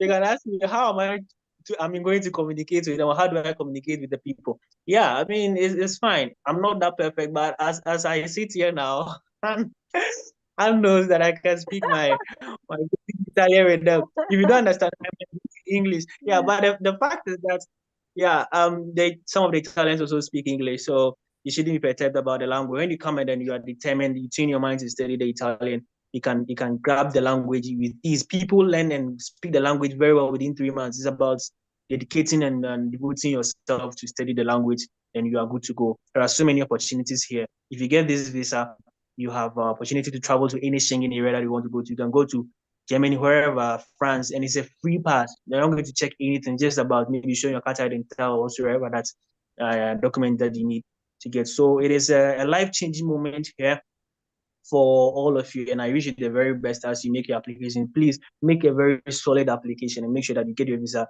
once and for all. Time is not on my side. Maybe later when you DM me with your problems and your questions, I'll be available to answer you. Thank you so much for having me today. Thank you so much for coming on. Thank you so much. Thank you so much, Godwin. Your final words. Well, thank you very much. It has been a very interesting moment here with our family, because every year we form new families, we know new people, and socially we are becoming one family. So I just want to encourage each and every one that the process, you might not know what is ahead of you if you don't attempt it. And as you are attempting it, attempt it with a positive mind. In as much as you are going through the process, know that you are your own driver to your travel abroad. So if you drive your car safely, you will land at the final destination. Whatever you need to do, play every due diligence. As at the point I'm about to do my submission, I think I have to submit one of my dad's investment package. We talk about a lot of documents to add, and if you have investments, maybe in any company at all, you can let them print that statement as well. So I was about to submit my dad's investment, and a friend of mine got to know that no, the letterhead on which the letter for the investment company is printed is not actually what it's supposed to be. So I have to go to the head office of the investment company for them to do it. So you should know that, play due diligence in every documentation process, so that you will not find fault in your application, but rather let the embassy stand at a point where they have no decision than to grant you the visa. When you come here, as Emmanuel stated, you have access to the 29 or 28 Schengen communities. We have Erasmus programs that you can go on exchange, and even extra EU Erasmus programs that you might want to travel to the US or Canada for your exchange programs. And in my school, we have a double degree program, which is in combination with UK as well. You do 1 year in Italy and another 1 year in UK. So I will not demotivate anyone. Stay glued to your process, and all the best in your application. I'm on YouTube as Godwin Eduji, and on social media, if you search Godwin Eduji or Godwin Kobla Wilson on all the platforms, I'm there to, at least my little experience I can share with you. Thank you very much. Thank you so much for coming. Thank you so much. Our goal is, we believe you don't have to do this study in Italy all by yourself. You don't have to be alone in the journey.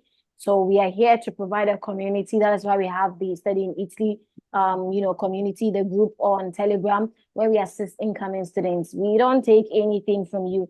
We believe we have seen that something works, something is working. So our goal is to connect those who are interested. People come to me and they're like, yeah, but then Italy is not a country I really want to consider and all of that. Because sometimes you don't actually have enough information about the country. But then the moment we keep giving out information, you keep getting to know, a lot of things about this country. You get to know that, okay, it's not like as I thought, it's not as it is, and that is the reason why we are here providing all of these resources, doing all of this webinars and all of that. This evening, most of us could be anywhere else, but then we chose to be here to offer guidance to those who, may be having issues and all of that. So should you need a community, please join our Telegram community, Study in Italy group. You have questions and all of that, you can reach out to Godwin himself, that of Autry himself. They are group admins, okay? So you can send them messages. If you have questions, you can send it over to them. And that is the reason why we are here. And we are excited for each and every one of you. We can't wait to see you in Italy soon. This year, different batch of people will be coming into Italy, and I cannot wait to meet them. And I cannot wait for, for the stories that they have regarding the process and everything, and then how they actually got into the system and they realized that all that I was saying was actually true. And, it was not as bad as they thought way back. Okay. So I'm wishing you guys the very best. We're going to see again in another webinar. But then for now, for today, it's a bye out. All the best. Okay, bye.